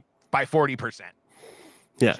Just crazy. Now I'll give Newsom this. The pandemic didn't help. Definitely not. The pandemic didn't help. And also I have also heard, just to your point, a lot of homeless people in California aren't from California. And people will say, I mean, I like to always give the benefit of the doubt and be balanced and not be a homer. But it's nice in California. It's warm most of the time. Yep. You can go camp in California for what 11 months out of the year comfortably. Yeah, 11 and a half. Never mind the benefits that California offers. Like, I gotta give them that bit of slack on the issue. Like, it's a nice place to go be homeless. Like, if I was going to be homeless, I would probably pick California. But there are still a lot of failures to point to. And really, I mean, aside from the tragedy and the loss, this will really, I mean, and some people disagree, but I feel like this will really hurt Newsom's chances at becoming president. They're already starting a recall effort for him now. Yeah, Again, another one, recall effort. You know, I think it's he like should just resign. Yeah. So there's a really nice suburb that I grew up in. I don't want to divulge too much, but it's in, let's call it the South Bay. That's the general area of where I grew up. Okay. The South Bay was always known to be kind of like Los Angeles County's like middle hub for the lower to upper middle class. So you have, you know, like homes ranging from, like right now anyway, homes ranging from as little as 400,000 up to 3 million in this place. So that, just to give you a broad range of what the South Bay is like. So in one of the cities in the South Bay for which I grew up in, it was like the nicest place you could live, really, really great school districts, all this other stuff. But now I'm seeing more, you know, homeless people, more riffraff, like around where my folks live. Okay, so I'll show you where the, if you zoom in, the northest part of the South Bay would be Hawthorne. Oh, I just Right of El Segundo, Hawthorne. The most east part of the South Bay would be Carson. And the most south part of the South Bay would be basically the tip of the peninsula. So San Pedro area. There we go. Okay, that's basically the South Bay. That circle from like Lawndale in the north, Carson in the east, coastal San Pedro in the south, and then the coast. Basically the coastline. Oh man. So that's a pretty big area. Looking at the map view, it's so beautiful. Yeah. So amidst that, like in the like around that between like Redondo Beach and Carson, that used to be a pretty, you know, a lot of different, you know, diverse array of like white people, Vietnamese people, Korean people, Filipino people, Japanese people, Chinese people, black people, Mexican people. Everyone just lives and exists, you know. But over the years, especially during the pandemic, like you see more and more just like vagrants trying to set up camps within that area and like just general riffraff. And it really pains me to see that because it's like, you know, people always say like, oh, a woman can't walk alone at night because it's dangerous. In the South Bay, you could and be fine. But now we're in that kind of territory where it's like, yeah, you know, guard yourself, you know, walk around with a knife, or if you got that CCW, bring you that pew-pew, keep that pew-pew on you. What do you think this comes from? Is it just a general decay and lack of leadership, or? I think it's a trickle down of a few things. So I don't think it's fair to be like, oh, it's the government's fault, because it ain't. Because at the end of the day, the government didn't tell Mr. Dreg Junkie to put dregs in his veins, right? His or her veins. I think number one, and now I'm going to sound like every evangelical, like super conservative, whatever. But number one, the nuclear family. And, you know, I will say nuclear family to be like 2 dads, 2 moms, mom and dad, 2 parents, period. Yeah. 2 parents, period. I don't care if it's lesbo parents. I don't care if it's like gay dude parents. I don't care if it's straight people parents. Well, yeah. And as 2 an aside, voices of reason. Not to cut you off, but would you agree that in every relationship, whether it's 2 moms, 2 dads, or mom and dad, there's a top and a bottom, a man and a woman, there's a boss That's and a exactly what lackey. I was. There's a more masculine and there's Yes. a more feminine, and it Absolutely. doesn't matter what the sex is. All right, continue. You're talking Absolutely. about nuclear You know, family. And I think there's that. Number two, like, what is it? The education system is just so terrible. Oh, Like, I'm a college dropout. I barely graduated high school, and that's because I was lazy. That's not just because I was dumb. I didn't like doing homework. You know, For me, it was I couldn't stand learning at the pace of the slowest person in school. Like I wanted to go to work, man. Like I wanted to get it. I wanted to get that degree. I Mhm. wanted to get it going, and it took too long. So I said, Yeah. "Fuck this. I'm moving on." I know up until now, I think I was a pretty disappointing Asian kid. You know, no college degree, I feel you. bad at math, those sorts of things. But now that I'm in a particular income bracket, like, you know, I have a, you know, beautiful wife, not like I live in a condo, I own my own property, like I have nice vehicles. Like my parents are like, good job. You know, like my sister, she was 15 years military, like brother-in-law, 20 years military, like, you know, I don't know, like it's weird because I see a lot of my buddies who didn't have like divorced parents or anything else. They're all doing just fine. Like, are they the richest person in the world? No. Are they living a happy life though? Like, you know, they got like a significant other, they're renting an apartment or they own a house if they're lucky. Do they drive like a relatively nice car that's not some beater? Like, for the most part, most of the people that I know, my acquaintances, like not my tight knit circle, but the people that I grew up knowing, like they all doing all right, you know. And a lot of that has to do with like having that nuclear family. Like one of my friends is like what is it, like their parents got a divorce, but they still had the mom's side to listen to, the dad's side to listen to, because they did a good job of co-parenting, you know. And I think it's that I think the problem, especially with like this Gen Z and like millennials, including myself, well, not including myself, but like, you know, including those in my age range, it's like, you know, I forget who did the quote, like, don't ask what your country can do for you. What can you do for your country? I would go as far as say, don't ask what other people could do for your life. What can you do for your life? You know, and I think a lot of that personal responsibility is no longer there. And I mean, I was a shit head up until I was like 28. And I'm 36. You know, that was only 8 years ago. That's not even a decade. I was like an idiot. Like, you know, just doing bad, not like criminal idiot, but just like not making the best choices for life, you know? And, You, man. you know, finding the right, you know, a lot of it had to do with like finding the right lady and like being with her and like, you know, like that. Every man needs I don't even say every man, every person needs a why. Mm-hmm. Once you find that why, that's when it gets you that next level. And I think, to circle back to the homelessness, there's a lack of the why. Yeah. There is not a strong enough why.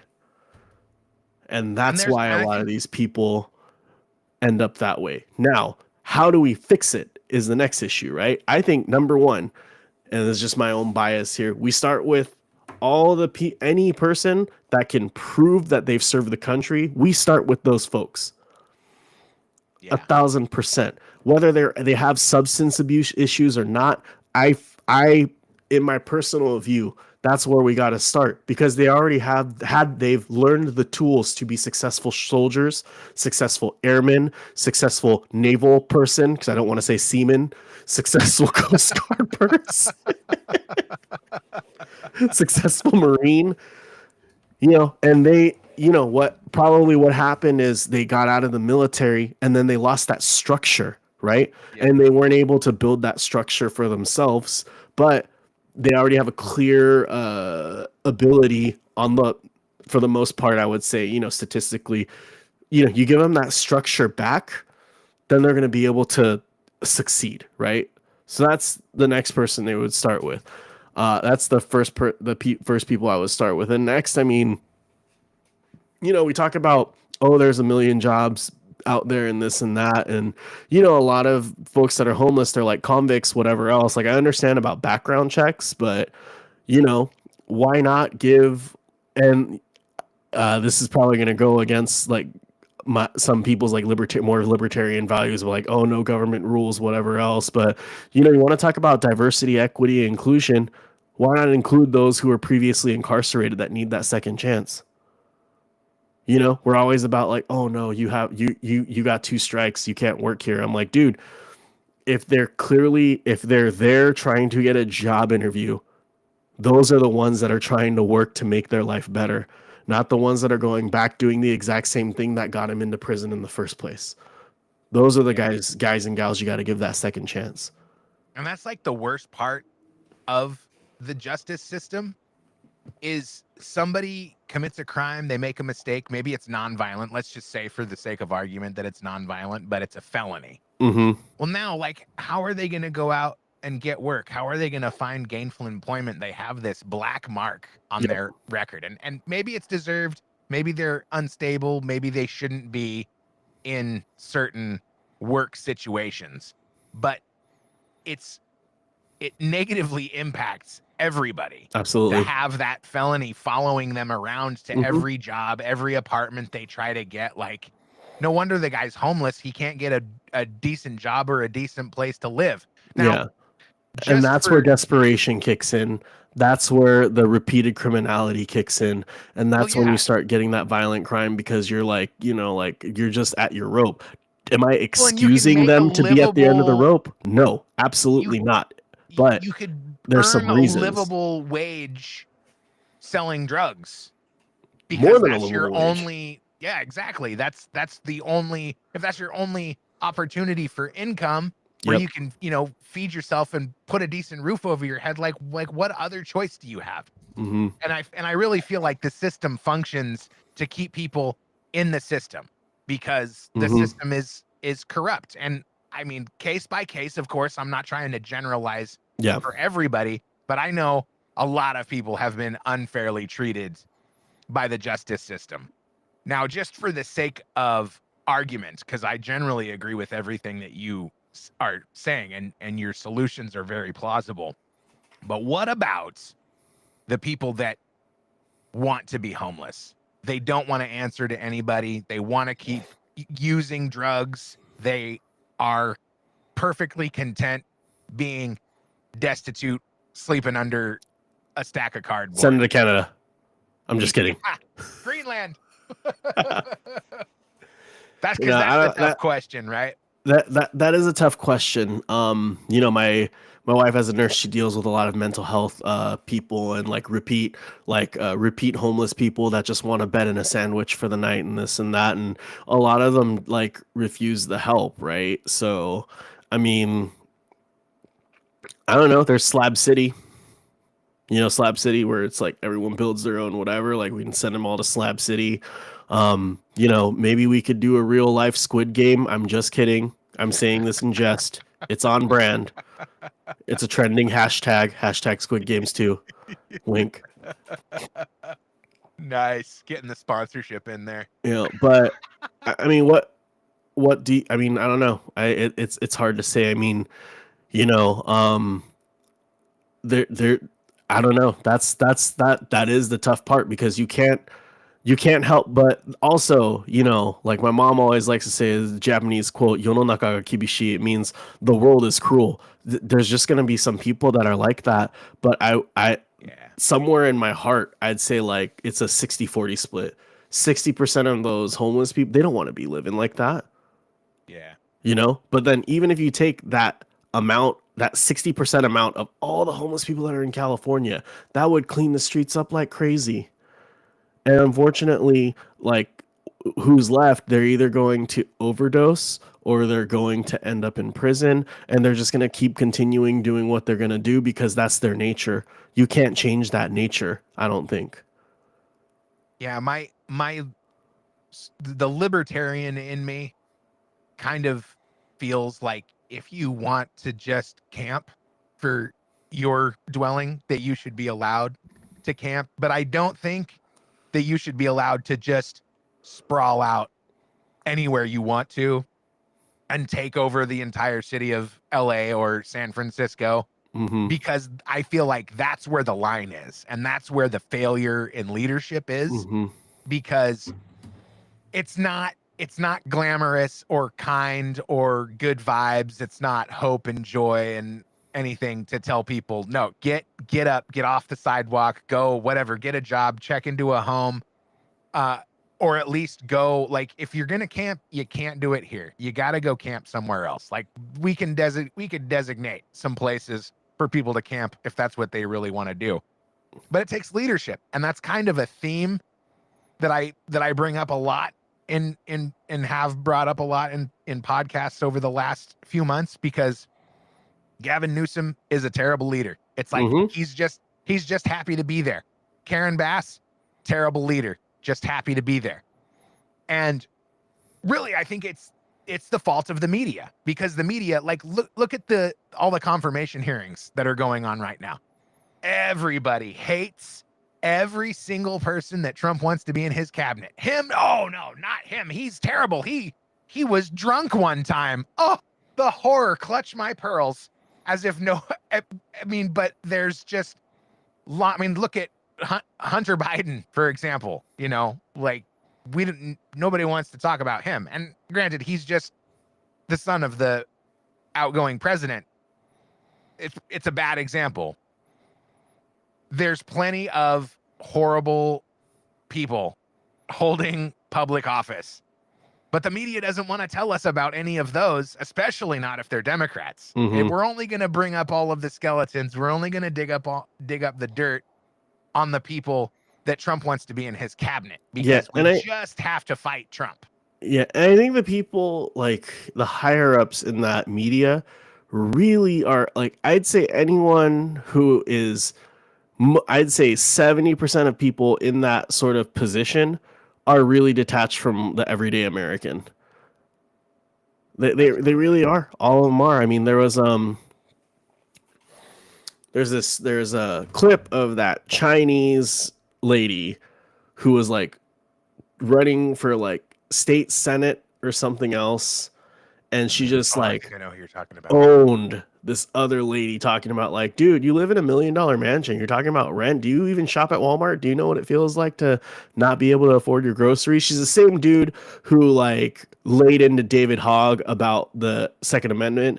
She's like, dude, I was there in Mao's China during the Cultural Revolution, where like 41 million people died. Like, can you guarantee me the government's not going to be tyrannical? And he's like, no, I can't guarantee that. And she's like, then you will never take my gun away. I'm like, this is a Chinese lady born in China. Oh, here it is right here. We're going to play it as soon as this ad is over. Yeah. Exactly what you were talking about. Yeah. Coleon Noir's talking about it. Yeah, here it is. Yeah, this lady, Lily Tang Williams, LT Dub.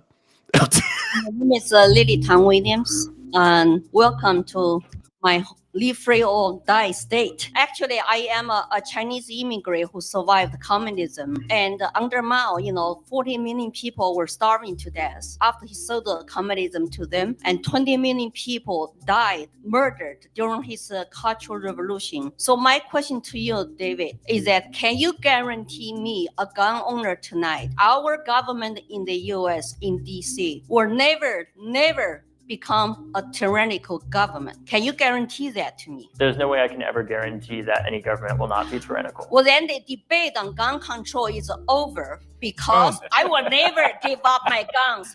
Never. And you should go to China to see how gun control works for dictatorship of CCP. Spare me, son. That is like the Mic argument. drop. 100%.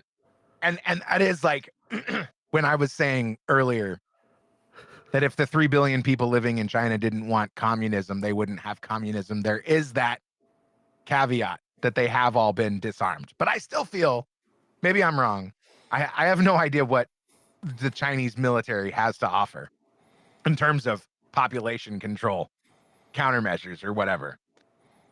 But I feel like they could overwhelm the government and make it capitalist if they wanted to. I just feel like it's like no, because I think they'd shoot it dead at the source. They'd shoot it dead at the source. they do have a lot of surveillance methods available to them. Mhm.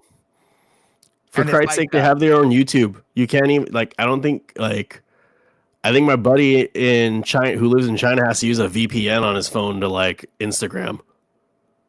Yeah, it's locked down pretty hard, but that's another one of the reasons that like everything.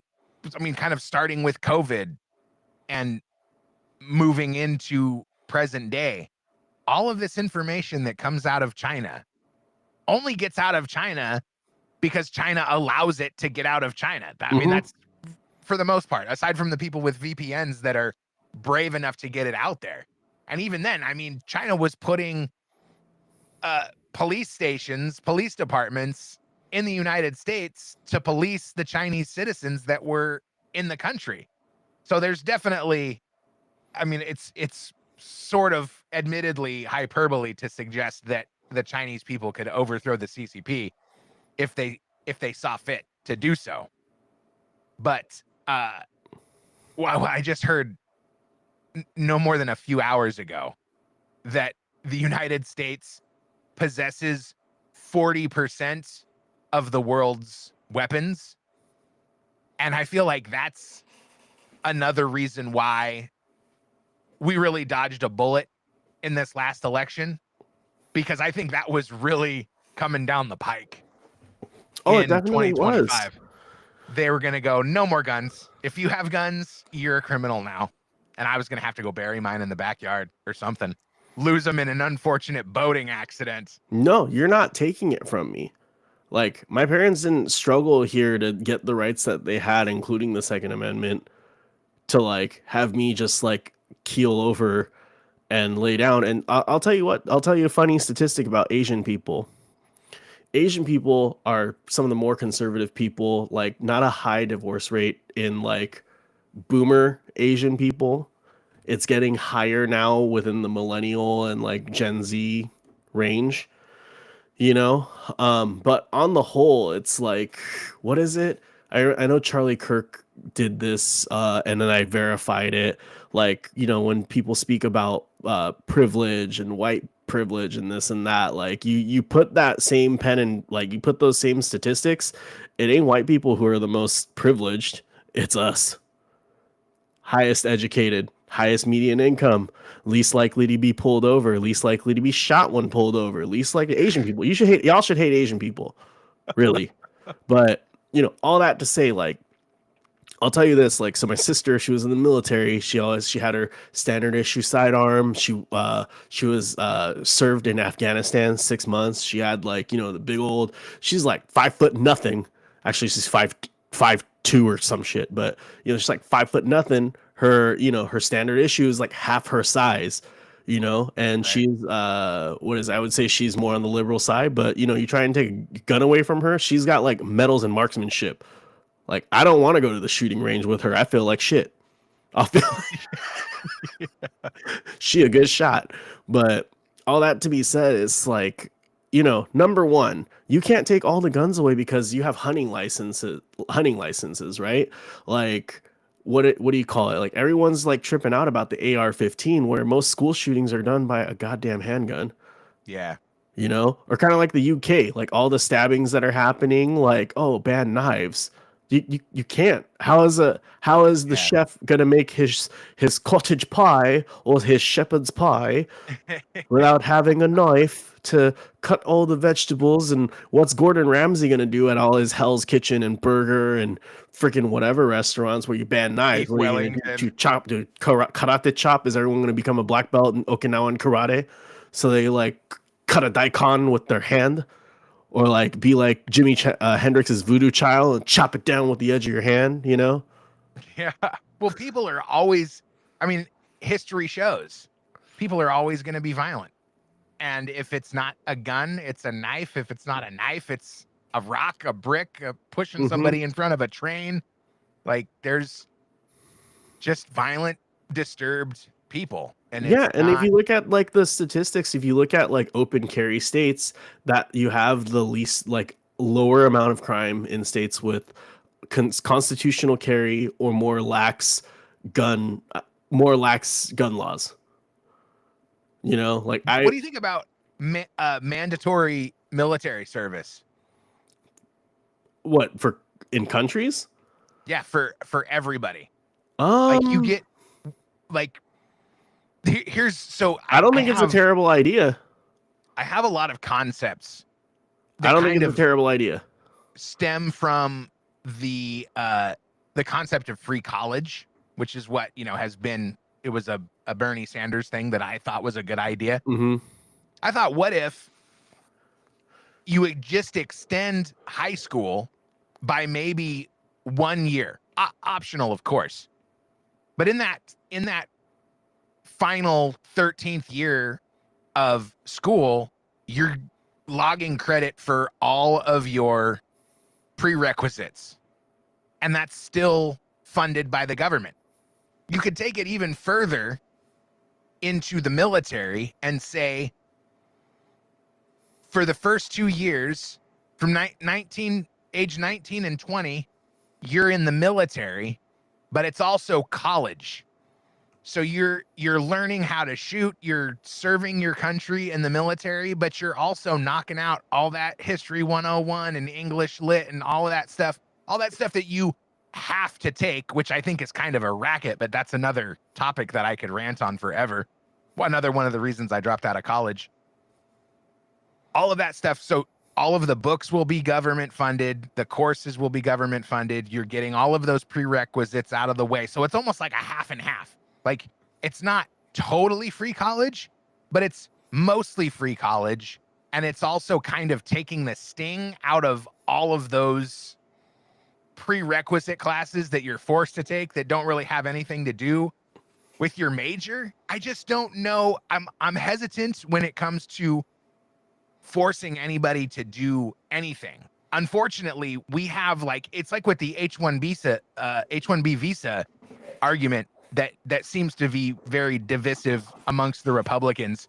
I feel like we're in a situation where things are getting out of hand, and our education system has failed people to such an extent that now we're like, okay, shit, we have a country to run, but everybody's a fucking idiot because we haven't been making the investments in the future generations that we need to be making, because all of these scumbag politicians and administrators have been skimming everything off of the top.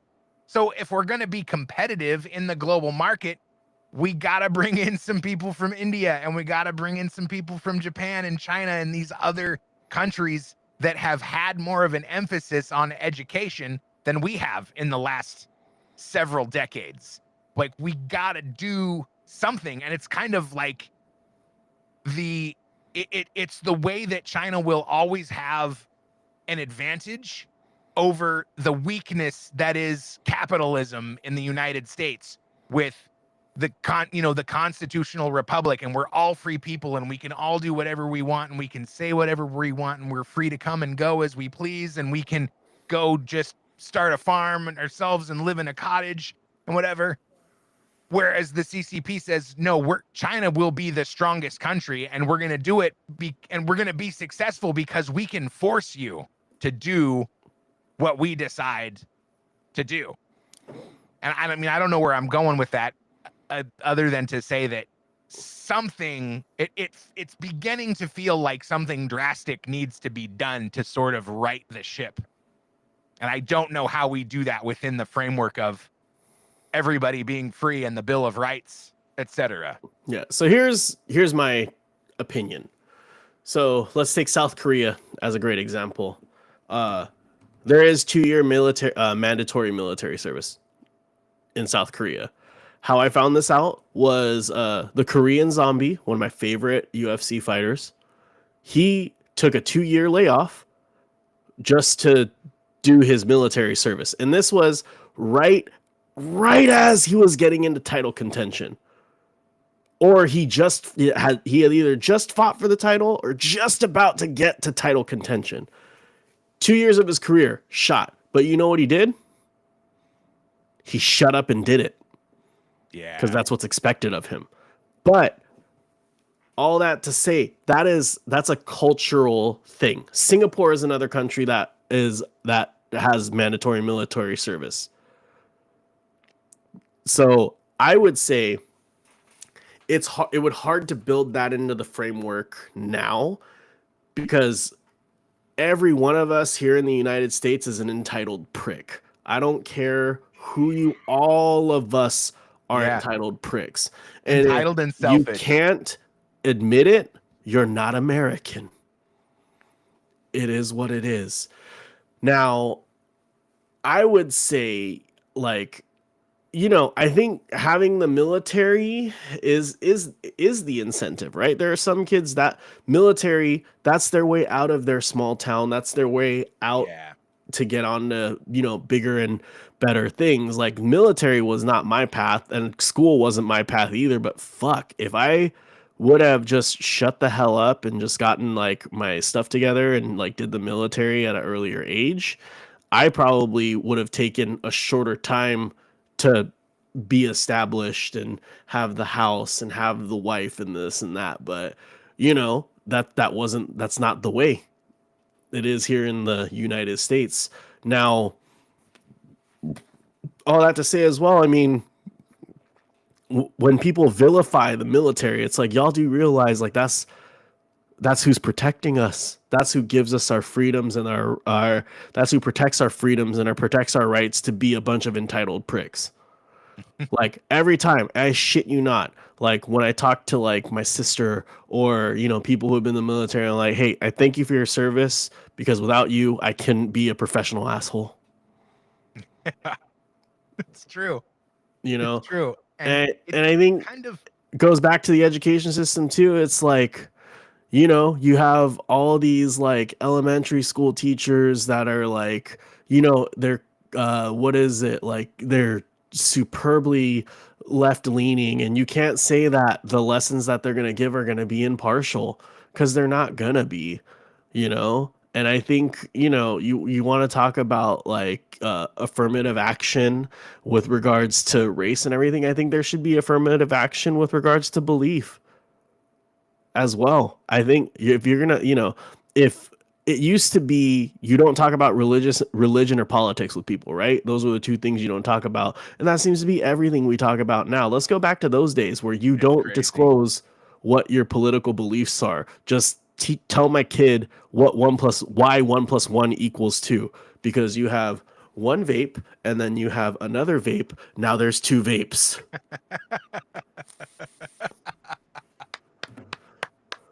Yes. That's why. That's it. That's a perfect note to go out on. We've been going for 2 hours. Holy crap. Mr. Kagiwara. Do you want to plug, so your YouTube channel is just Mr. Kagiwara? Yeah, Mr. Kagiwara, my YouTube channel. That's also my Instagram. Instagram is mostly food and skateboarding, and you know, sometimes little trips I take with the wife here and there. I am a skateboarder, amateur cook, freaking Street Fighter competitor, streamer. I do a lot of fun stuff, but lately it's just been a lot of skateboarding because I got my passion, got the bug. But you know, Earthbox, this was fun. I want to do this again. I can do this all day. I was a little nervous. Man. This was a little nerve-wracking, but it was fun. I'm trying to figure out what happened to my. There it is. That's kind of it. There it is. And super loud. All good. I'll fix it in post or something. I don't know why my keyboard's not working. But yeah, this is all rusty because of, or not rusty, but it's all kind of discombobulated because I'm still new to the streaming game. So ironing out the kinks, but I had a great time. That the time flew by. Yeah, and same. I definitely want to do it again. Yeah, let's keep it going. So follow me on X at Earthbox. Subscribe and share the podcast wherever you can with everyone you can. You can leave me a voicemail, 701-787-1121. I always forget to plug that. It's the latest thing, the latest feature. The stream is happening on YouTube, Twitch, and X. Follow me there and subscribe as well. And jump in and join the Discord by sending me an email at therealearthbox@protonmail.com. Mr. Kagiwara, great show, great job. Thanks again. Thank you. We'll talk to you soon. Yes, sir. All right. And stop.